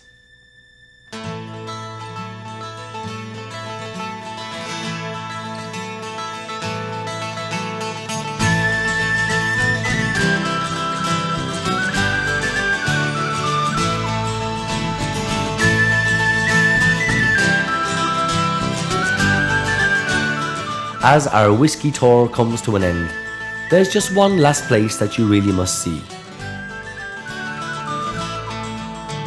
There's nothing of great note here for the Irish whisky drinker at the present moment, but there are plans for this place that you wouldn't believe. Derelict it may look, but this old mill is already in redevelopment, because in time this will be a new, small, independent Irish whisky distillery. We started our journey in Dublin at the Bow Street headquarters of Jameson, Ireland's biggest and best-selling whisky. With all the expertise and marketing skill of the Irish Distillers Group, the future of this most historic brand is forever assured, and rightly so.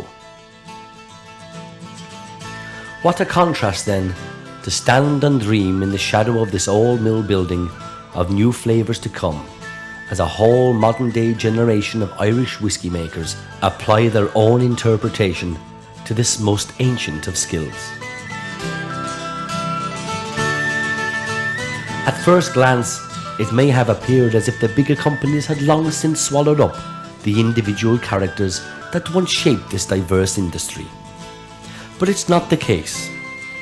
We've looked long and hard here, and a fair way off the usual tourist guides to the whisky routes, and can assure you that the world of Irish whisky is as rich and varied as it ever was. Ishgabah is still the undisputed water of life, the stuff of dreams, the inspiration that brings out the genius in us all. Well, just for a little while anyway. Sat at the bar with a bottle of fine Irish whisky and good company to share it with.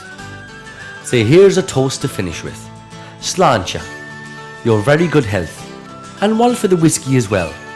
Let's never forget the past, but always look forward to the future.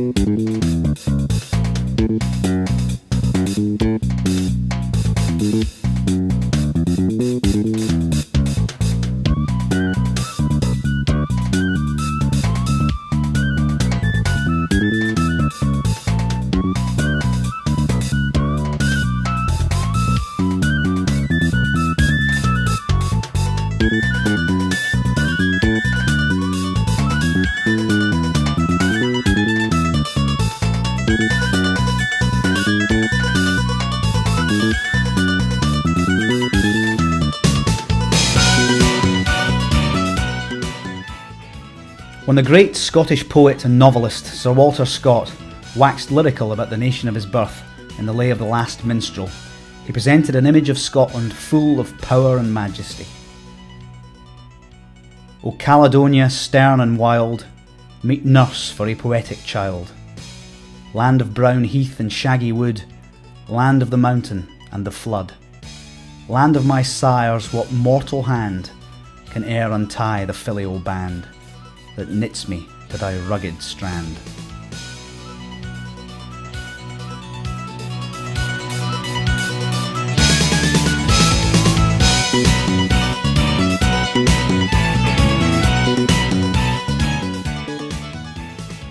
This celebration of Scotland and the patriotism that binds every true Scot to this rugged landscape, wherever they happen to live in the world, is as valid today as when the great man put pen to paper back in 1805.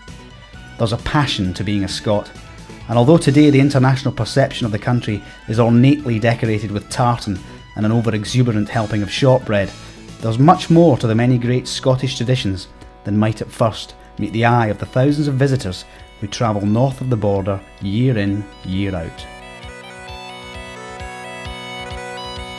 Ask anyone to name you 10 things connected with Scotland, and always, amongst the haggis and the Loch Ness Monster, you'll hear the word whiskey, uttered with a distinctive and reverent licking of the lips.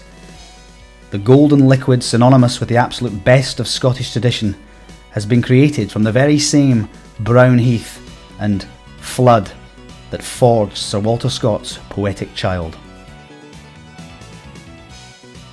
Stern and wild is, in point of fact, a very fine description of the national drink of this rugged country, and without doubt, whiskey is one of those rare concoctions that you have to understand before you can truly appreciate and love it.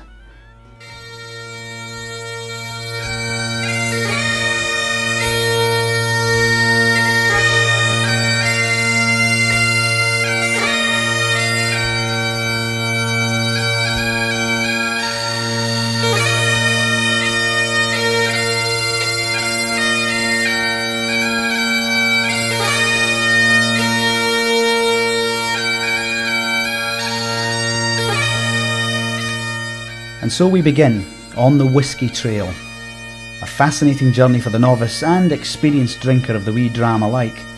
And although an hour is far too short a time to do justice to this wonderful subject, by the end of our tour you will at least have a thorough ongoing knowledge of Scotch whisky and a measure or two of insider tips from the major distilleries still in operation today to heighten your appreciation.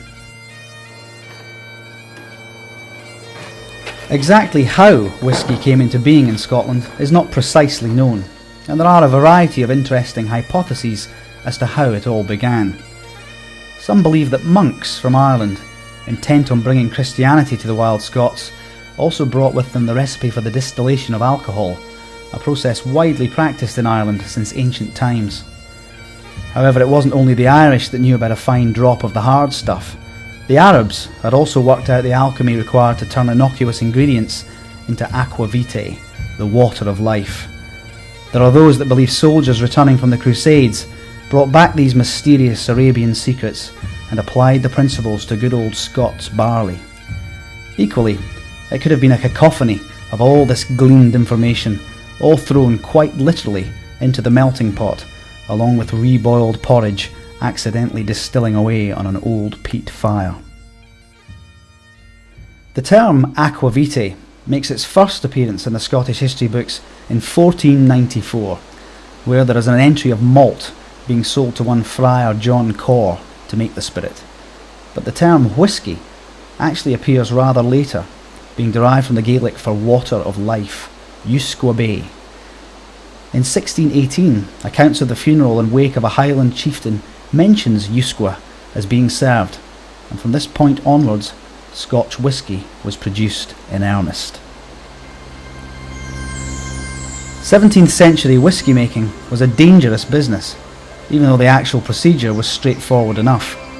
A sack of barley was soaked for a day or two in the running waters of a convenient burn before drying out for 10 days or so at room temperature, followed by the introduction of a smoky peat fire. The simple addition of water and yeast, which was then passed twice through a pot still, made for a remarkably potent mixture. Unfortunately, testing the whisky without today's modern equipment could be rather hit and miss, as the first and last parts of any given distillation were undrinkable, and in the case of the foreshots, extremely poisonous.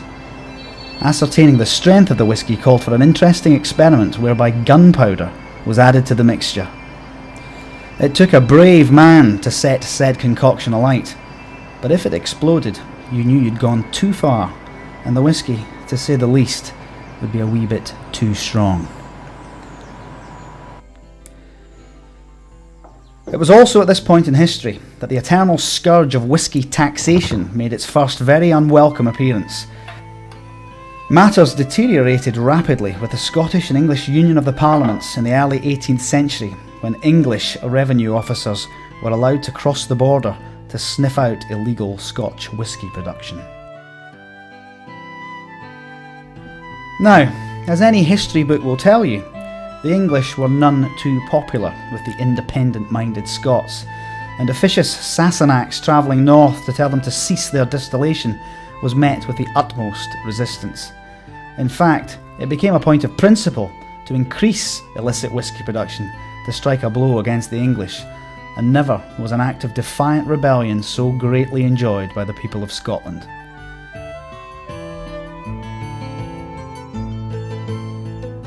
Although through the centuries since, whisky taxation has stabilised and distilleries have grown into fine licensed establishments, the romantic whisky drinker can't help but imagine that there might be just a few secret stills tucked away amongst these hills, producing a hitherto unknown golden blend yet to be discovered, for the good, of course, of all mankind. But whimsy aside, whisky production in Scotland today is big business, and if you walk into any bar or liquor store, you'll see a whole array of evocatively named Scotch whiskies to tempt your palate.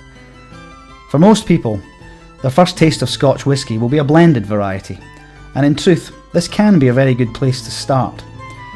This process developed throughout the latter half of the 19th century for a number of reasons, but primarily the stronger flavour of the single malts, which we'll look at in more detail a little later, did not suit the taste buds of the growing export market. For the English, and partakers considerably further afield, the blending of both malt and grain whiskies allowed a far more widely acceptable result to be attained. Grain whisky is produced predominantly in the Scottish lowlands and matures more quickly than its fellow Highland malts. Incidentally, all whisky worthy of the name Scotch has to have matured for a minimum of 3 years, with grain whisky then perfectly suitable for consumption, whereas in practice malt whiskies are left to mature for at least 8 and often up to 15 or more years. Most of the well-known blended whiskies are produced by companies who own both malt and grain distilleries. One of the best loved examples is Johnnie Walker, which is smooth in character with sweet and dry high notes in both maltiness and peatiness. Johnnie Walker himself was a licensed grocer from Kilmarnock who started blending in the 1820s, with his grandsons creating black and red label blends in the early 20th century. Along with Bell's, Haig and the famous Grouse, to mention but a few, blended Scotch whisky is greatly enjoyed all over the world and is by no means to be considered as a poor relation. A good Scotch whisky blender is a rare and talented individual with a highly developed sense of smell, as scent is used rather than taste to create the perfect balance. On average, blenders will mix up to 50 different whiskies in any one brand, but there's one of the J&B blends that actually uses a grand total of 116 malts and 12 grain whiskies, which certainly explains why the task requires such a great level of skill. And as consistency is absolutely vital, the nose of an expert whisky blender is a highly prized commodity within the modern day Scotch whisky industry.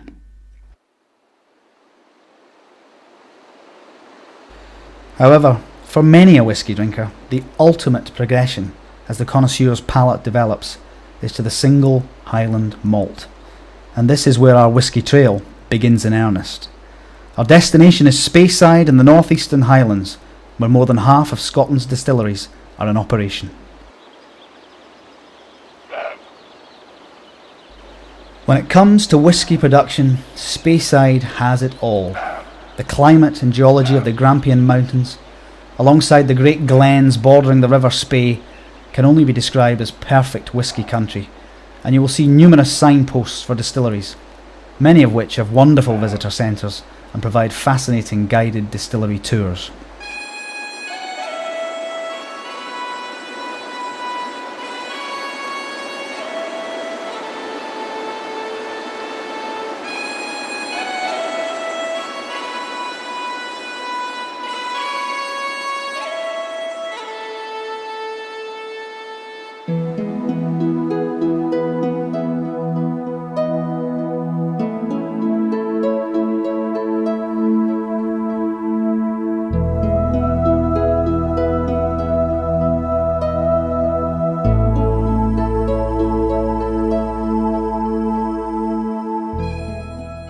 This is Glenfiddich Distillery, and although it's one of the largest distilleries you'll get to visit, it's still a family business. Production of this most distinctive of single malts, with a light, peaty aroma, counterbalanced with a delightful sweetness, has gone on uninterrupted for over 100 years. A single malt simply means that the whisky is the product of just one distillery, but various proof strengths and ages of spirit will be mixed together to ensure a consistent end product. If you're a relative novice to whisky drinking and are only just starting to sample malt whisky, Glenfiddich is a great introduction.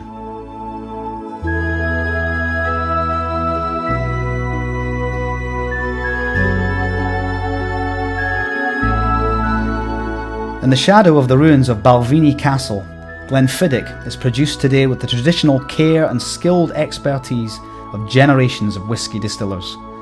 The methods used are absolutely authentic, and William Grant, the former apprentice shoemaker who bought this land in the valley of the River Fiddick in 1886 to fulfil his dream of setting up a distillery of his own, would without doubt approve heartily. William Grant and his family worked tirelessly to create their exceptional single malt, and the Glenfiddich name very quickly became an assurance of quality.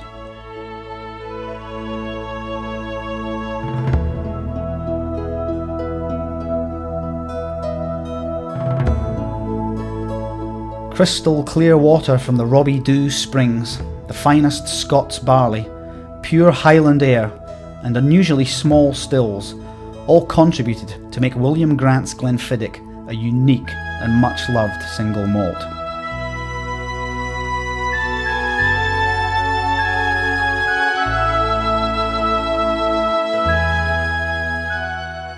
As if to herald future success, the very first Glenfiddich spirit flowed from this very place on Christmas Day 1887, an auspicious beginning for what has since become one of the 21st century's best-selling whiskies the whole world over.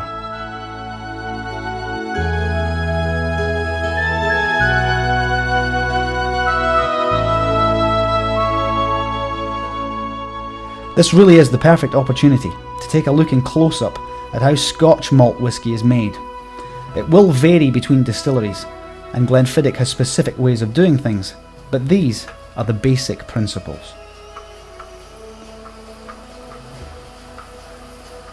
Just like their Scottish forefathers who soaked their barley in a local burn, the malting process begins with barley being steeped in water. After 2 to 4 days, the barley is drained and spread across a large stone malting floor, where it is allowed to germinate. Some distilleries still turn the barley by hand daily, but many now have mechanised the process. After 8 to 12 days, an enzyme called diastase will have been produced, which converts the barley to starch and sugar solubles, known in the trade as green malt.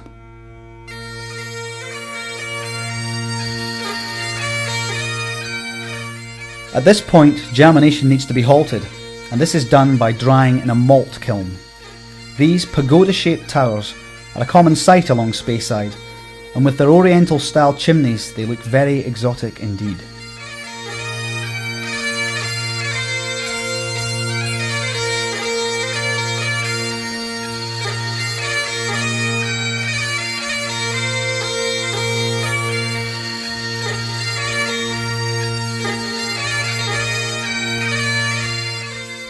This peat furnace smokes the green malt, and often you will taste the peat flavour to a greater or lesser degree in the finished whisky.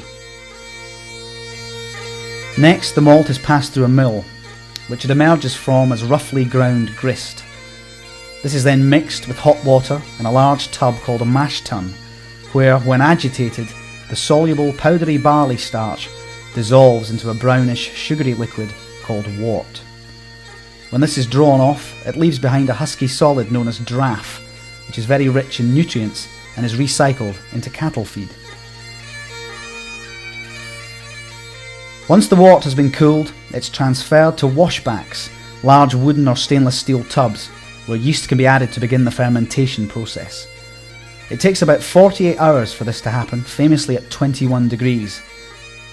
Now, there was a time when PC simply referred to a police constable, but in today's climate, where political correctness is a burning issue, it's almost controversial to say that the male-dominated whisky-making workforce of generations past remembered the temperature for this tricky stage by comparison with a woman of 21, which all sagely agreed was when she was at her most awkward.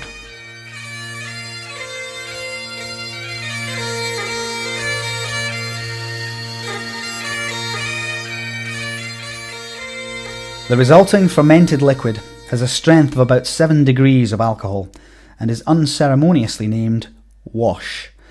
And this is when the serious business of distillation begins.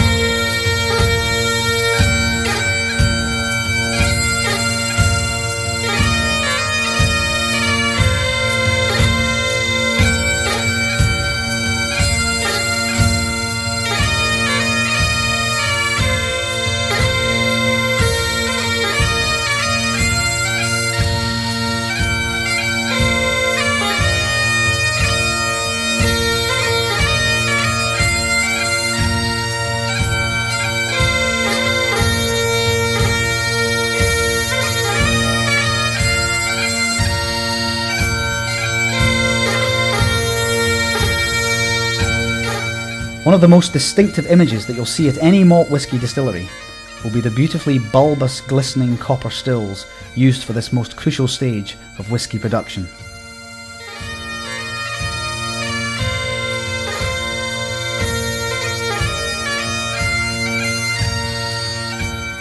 Little has changed with these great magical cauldrons in 200 years, and they are always made by hand, hammered out by highly skilled coppersmiths. You may ask, why copper in a modern world? Why not clinically spotless stainless steel? By all accounts, you'll have your answer if you're ever unfortunate enough to cut yourself on a sharp copper edge. The healing process will be in excess of a week faster than if it had been stainless steel, proving just how microscopically clean copper is. Also, copper is renowned for making the best possible cooking pots and pans because of its unrivaled heat conduction properties.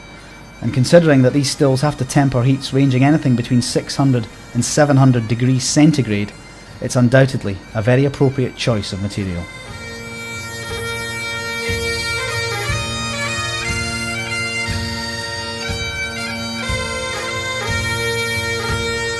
Surprising as it may sound, the flavour of the finished whisky is influenced greatly by the shape of the vessel it's distilled in. If a still has a short neck, the whisky is dominated by heavier oils, which give a more intense flavour, whereas a still with a long high neck will produce whisky of a much lighter character with less heavy oils in evidence.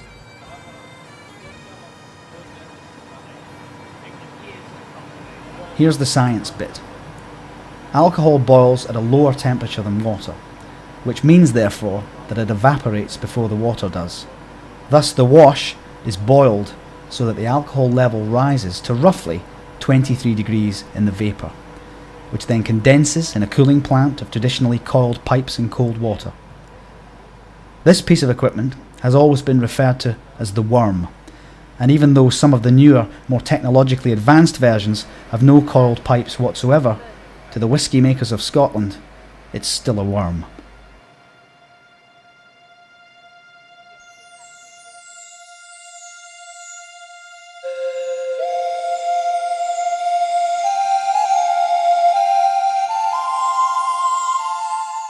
The distillation process is then repeated a second time, and as with the very early whisky makers with their gunpowder, the modern day distiller needs to bring all his skills to bear to successfully draw off the middle cut or main run of the spirit.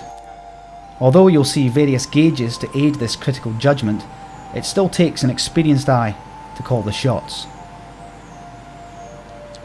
The foreshots are as poisonous as they ever were, and the aftershots are equally as undrinkable as in ancient times. However, recycling is certainly possible, and nothing is ever wasted, as anything unfit for consumption is simply fed back into the wash for redistillation.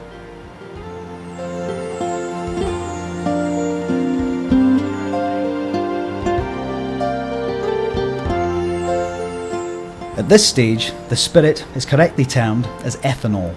It's not yet become whisky, and it's perfectly clear in colour. The alcohol content is also way higher than it should be, and so it's mixed with water in a whisky vat to make things a little more manageable. Finally, the potent concoction will be transferred to oak casks, some of which will have previously contained sherry, depending on the distillery, to mature for at least 3 years, allowing the whisky to mellow and to take on the rich golden colouring that we all know and love.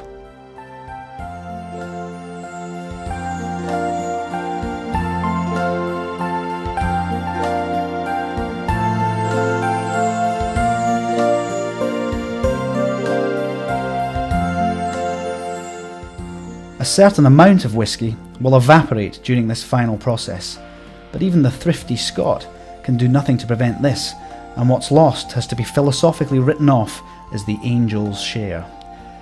At Glenfiddich, there's also an opportunity to see the whisky being bottled, as this is one of the few distilleries to bottle on site.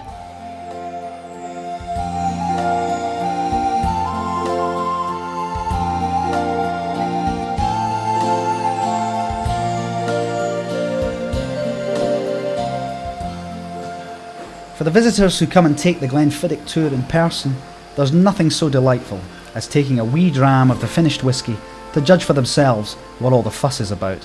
But fear not, Glenfiddich is readily available everywhere, and it's well worth the investment. You won't be disappointed.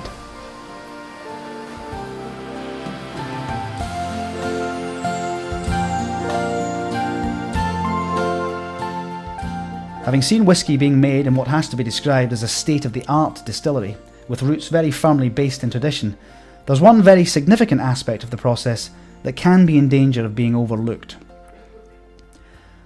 At the last stage of distillation, you have ethanol spirit that is colourless.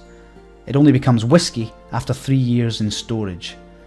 Therefore, something very special happens within the casks themselves, making what occurs over this prolonged maturing process very important. Our whisky trail now takes us to the Speyside cooperage, where oak casks are made and repaired to supply the whisky industry.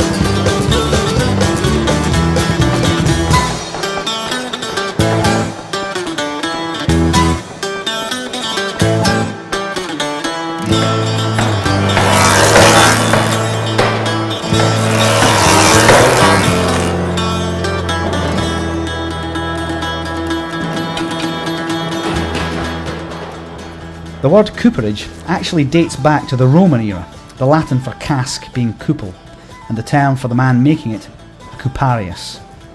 Little has changed in 2,000 years in the way that the casks are made, and if you look at the tools of the trade being used here, it wouldn't take much to believe that they'd been unearthed at some archaeological dig. It has to be oak. Only oak will impart the flavours required to give the whisky its distinctive character. For Scotch whisky production today, 97% of the oak used comes from North America. It's a light variety that is a favourite for its elegance and delicate flavouring for specialist malts.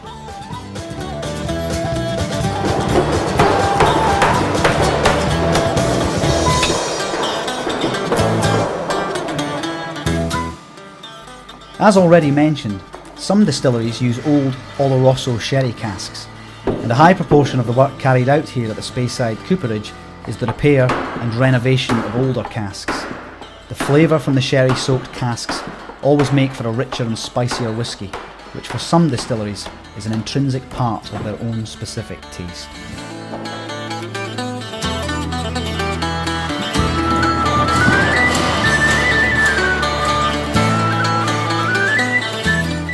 The parts of the cask, such as staves and hoops, should never be referred to as being fitted together.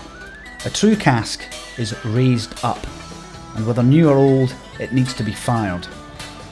Not only will recycled casks be completely sterilised by this process, also the wonderful flavours of the wood will be completely restored to their former glories.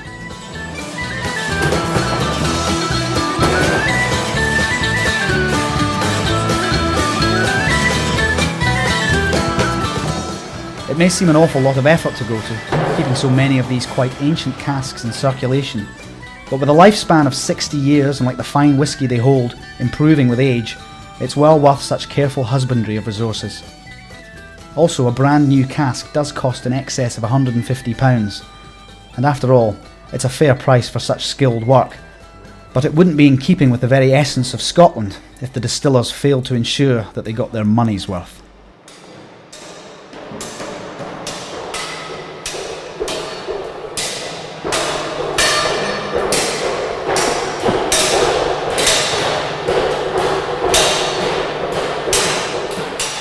Waste, as you have seen, is just not an option in the production of Scotch whisky. And even when these casks are beyond repair or complete sections have to be replaced, there's a huge demand for the discarded wood. Whisky is not the only treasure to come from Speyside. You don't have to look very far along the lovely riverbanks in season to find fly fishermen on an eternal quest for salmon. And of course, smoked salmon is a worldwide delicacy. So it'll come as no surprise that there are plenty of smokehouses in the area to make the most of Speyside's natural bounty. What you smoke the salmon with is absolutely key to the finished flavour, so what could be better than whisky-steeped wood shavings to cure your fish with? No small wonder that old casks are so highly prized.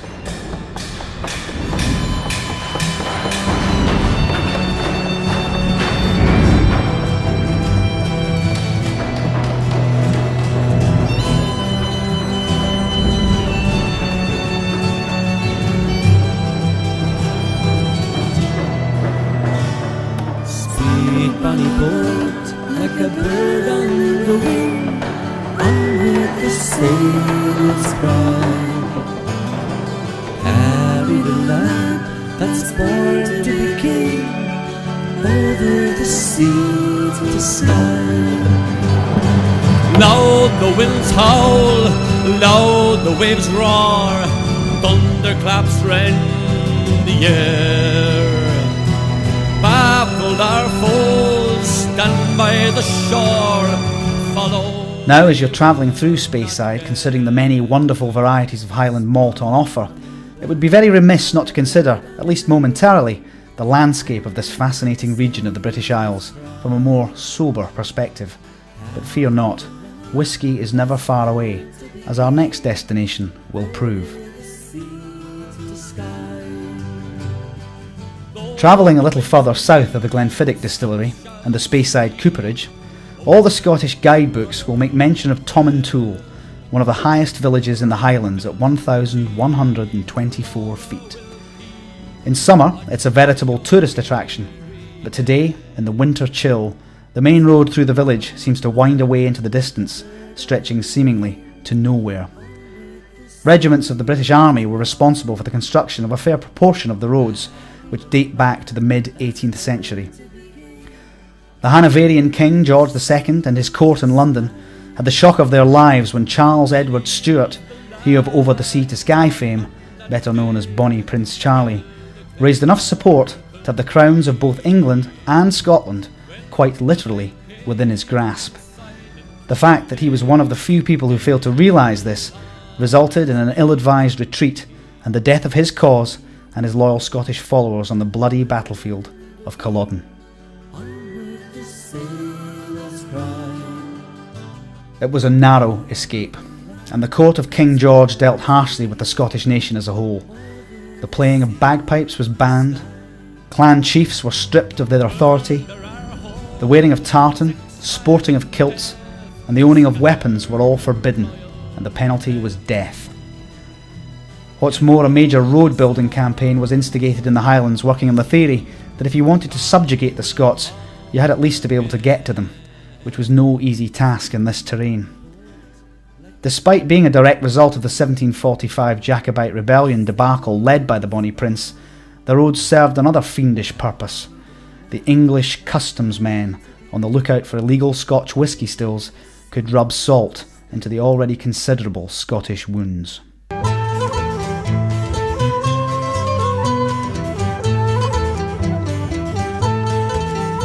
Oh, you Jacobites by name, lend an ear, lend an ear. You Jacobites by name, lend an ear. Oh, you Jacobites by name, your thoughts I will proclaim, your doctrines I must blame, you shall hear, you shall hear. Your doctrines I must blame, you shall hear. What makes it right and wrong? By the law, by the law. What makes it right and wrong? By the law.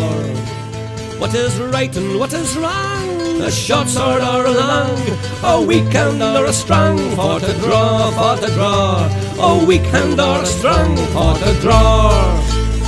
You Jacobites by name, lend an ear. And so, as is often the case on Speyside, we're back round to discussing whisky again. And from Tom and Toole to Glenlivet, you're in the 19th century heart of whisky smuggling country. It's been recorded that there were at least 200 hidden stills along the valley of the River Livet, and hatred of the English revenue officers took on what can only be described as a religious zeal. What makes for our strife? To whet the assassin's knife, or hunt your parents' life with bloody war, bloody war, or hunt your... After the failure of Bonnie Prince Charlie and the merciless massacre by the English of so many Scotsmen at Culloden, the political climate of this rough landscape was echoed in the desperate measures the inhabitants would go to in order to maintain their independence. John Gow had been an ardent supporter of Charles Edward Stuart's cause, and in the aftermath of reprisals after Culloden, he changed his name to John Smith to protect his family from the wrath of the conquering militia from south of the border. A farmer by day, John Smith transformed into an illicit whisky distiller by night, and he would have considered it treason against the Scottish cause to take a licence and make his whisky production legitimate.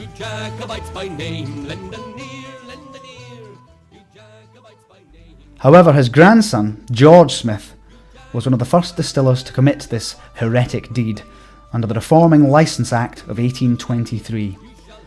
Smith was encouraged to do so by his landlord, the penniless but landloaded Duke of Gordon, who saw the financial benefits of a legal export market. The Duke was in fact responsible for laying out the village of Tom and Toole as we've seen it today, way back in 1779. George Smith was a brave man, selling his legal Glenlivet whisky far and wide, but the neighbouring still owners viewed him as a turncoat, a traitor to his Scottish heritage. For the rest of his life, Smith is reported to have carried 2 pistols with him wherever he went for protection. This is Minmore House, the property that George Smith built next to his Glenlivet distillery, evidently keen to be on hand in case of any trouble. Not only was George Smith's life always under threat, his livelihood was also attacked at every possible opportunity. Glenlivet quickly became very successful, and even King George IV, a later Hanoverian with a keen taste for wine, women and song, stated a preference for Glenlivet whisky, and every still owner in the district tried to get in on the act. Glenlivet brands sprang up in abundance, and George Smith had to take his case to law, fighting to become the rightful owner of the name Glenlivet. This is why, when you see the whisky of George Smith's company today, it's always prefixed as the Glenlivet. Livet, as in the river that gives its much fought-over name to this delightful whisky, actually means smooth-flowing one, and nothing could describe a wee dram of the Glenlivet better. This is a subtly balanced malt, offering a delicate bouquet with traces of both fruit and floral notes. The balance between medium sweetness and smooth dryness makes this a whisky that a novice would certainly enjoy, though at 43%, it is a wonderful stronger option to encourage the developing palate. Also, as mentioned earlier, the Glenlivet could technically be labelled single malt Scotch whisky, after just 3 years storage in the cask, but this distillery insists on a full 12 years for maturity to be reached, and some examples wait 21 years before bottling is even contemplated. Hey Johnny Cope, are you walking yet? Or are your drums beating yet? If you were a walking, then I would wait to gang to the coals in the morning. Cope sent a challenge frae Dunbar, saying, Charlie, meet me and you dare. Then all knew the art of war if you gang with me in the morning. When Charlie looked, the letter upon. He drew his sword, the scabbard from.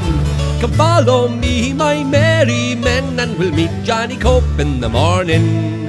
Up now, Johnny, be as good as your word. Come, let us try both fire and sword, and do nae flee like a frightened bird that's chased for its nest in the morning. When Johnny Cope, he heard of this, he thought it wouldn't be amiss to have a horse in readiness to flee away in the morning.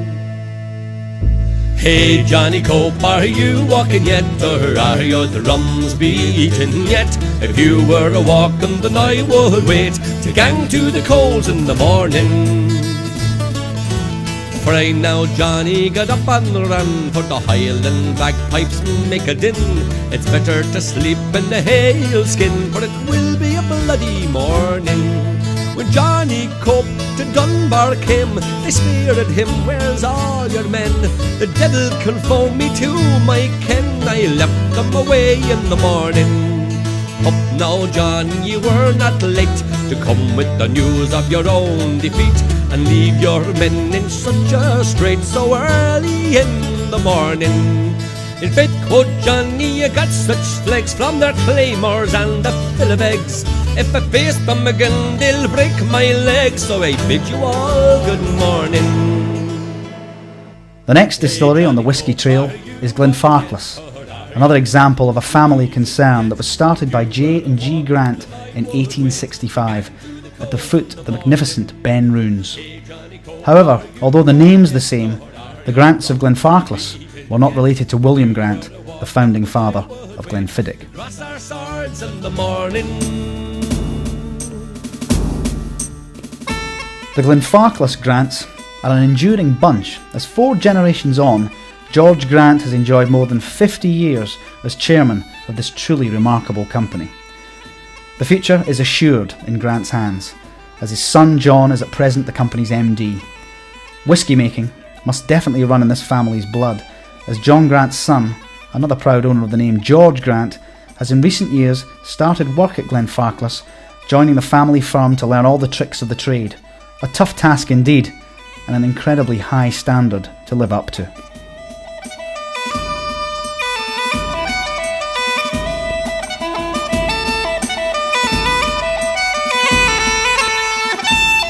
Despite its isolated location, in excess of 60,000 visitors a year flock to Glenfarclas, and the quality of the facilities for those who appreciate fine whisky and wish to improve their knowledge of the subject are really excellent.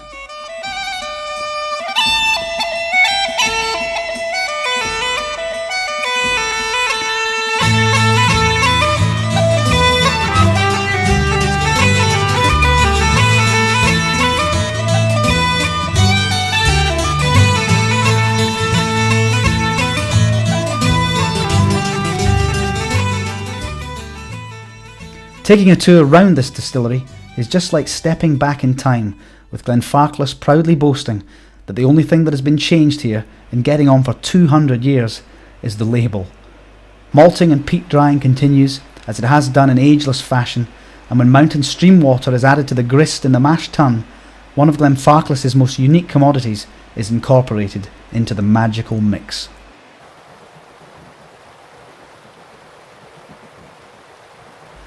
Anyone who comes to Speyside and naively suggests that water is just water will soon be re-educated as to the extra special properties of the pure Highland spring water used here. As you've already seen, Ben Runes is pretty spectacular at 2,759 feet, and the crystal clear spring water flowing from high up on these slopes is often supplemented by melting snows. With traces of heather, peat, and granite infusing the water supply, the flavour is distinctive, and the ancient art of whisky distillation at Glenfarclas benefits greatly from this strategic natural resource. Incidentally, Glenfarclas means Valley of the Green Grassland, and it's appropriate that references to this all-important location is so fundamentally an integral part of this characterful whisky.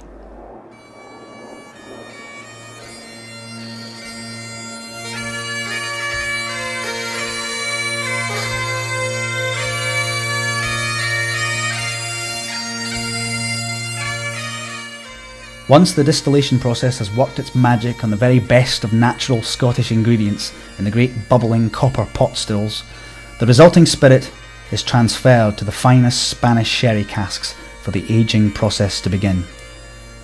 At Glenfarclas, the whisky casks are stored for their allotted years in traditional stone warehouses, where the fine mountain air can add its own rare quality to the blend. These are probably the finest examples of their type that you're likely to see anywhere, with a number of them dating back to the 1800s.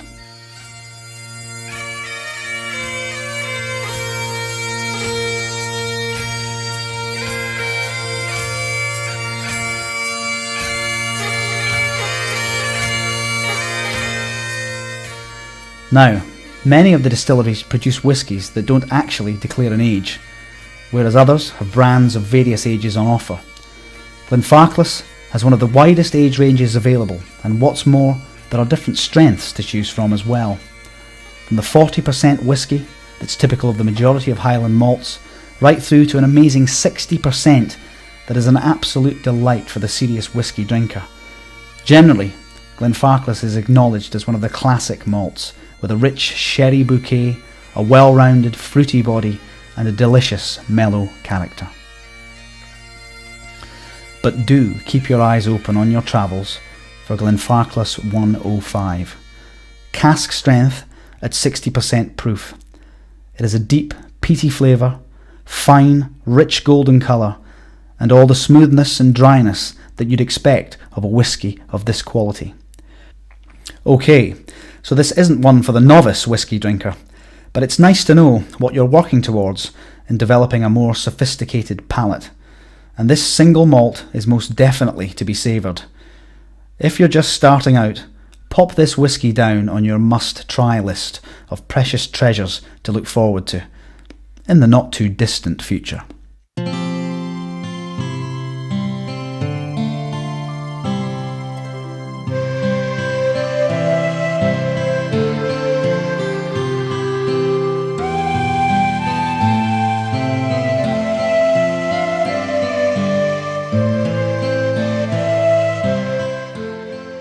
Having considered Glenfiddich, the Glenlivet and the Glenfarclas brands, this is a good point in the programme to briefly mention a selection of single malts that are worthy of your attention for future reference.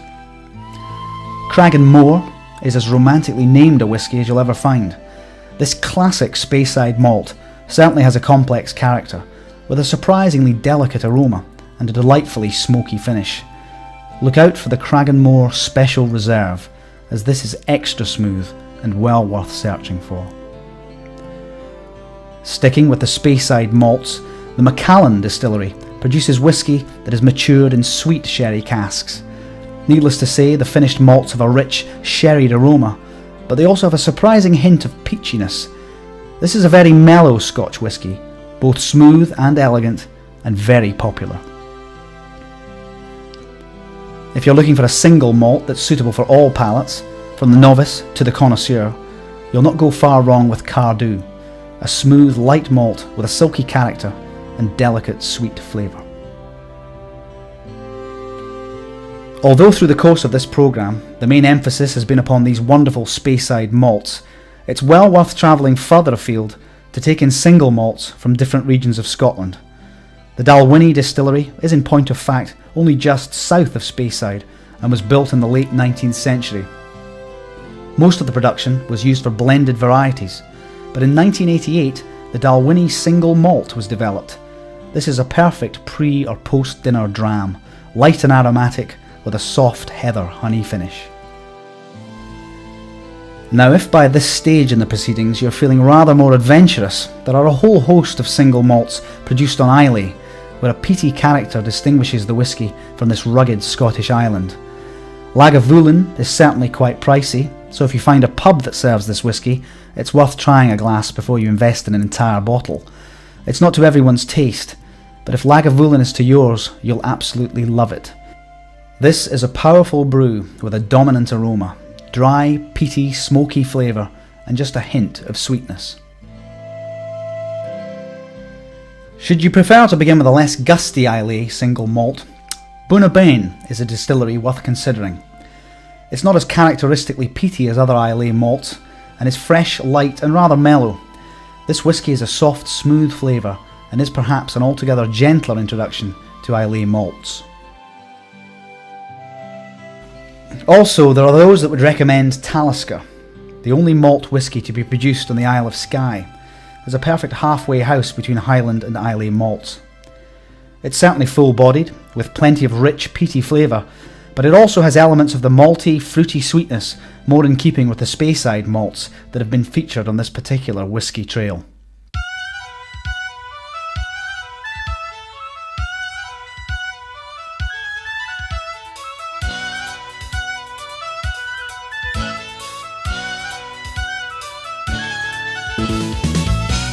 As our whisky trail is rapidly running out of time, it's only right and proper that we should conclude our journey by returning to Speyside and the region's oldest distillery to still be in production, Strathisla. Founded in 1786, records show that heather ale was made here by local clerics in the early 13th century, where a plentiful supply of barley and pure local spring water from a holy well made brewing very convenient. This was undoubtedly why the Milton distillery, as Strathisla was first known, chose this ideal location in the 18th century. Strathisla is one of the most beautiful of the traditional distilleries in the Scottish Highlands, and visitors who come here are never disappointed. Fortunately, the same can be said for the devoted whisky drinker. A Strathisla 12-year-old malt at 43% proof is another precious treat for the connoisseur. Everything about this whisky is big and robust, with a full flavour and masses of fruitiness. There's an unexpected nutty, sherried sweetness to this hard-hitting malt, and as your palate becomes more sophisticated, it's definitely a whisky that you'll really enjoy.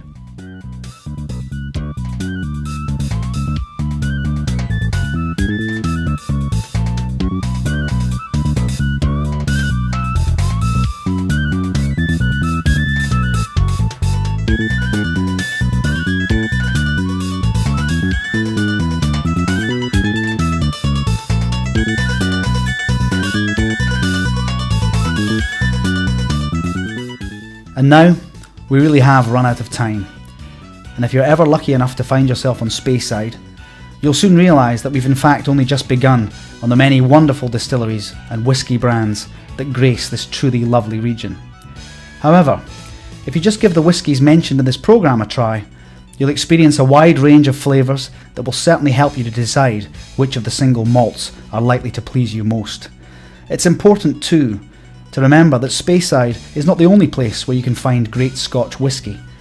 There are plenty of Scottish islands that produce single malts of their own distinctive characters, and there's a wealth of fascinating exploration to be undertaken to search them all out once you've mastered the basics. But be warned, appreciating Scotch whisky involves a lifetime of effort, and once you've started, there's no going back. Tough as it may sound, the whisky drinker has years of warming wee drams to take, and pleasures unbounded to fill hours of relaxation, because as this whisky trail has shown, we really are talking about the water of life. So here's to your very good health, and as they say in Scotland, Slange na bha.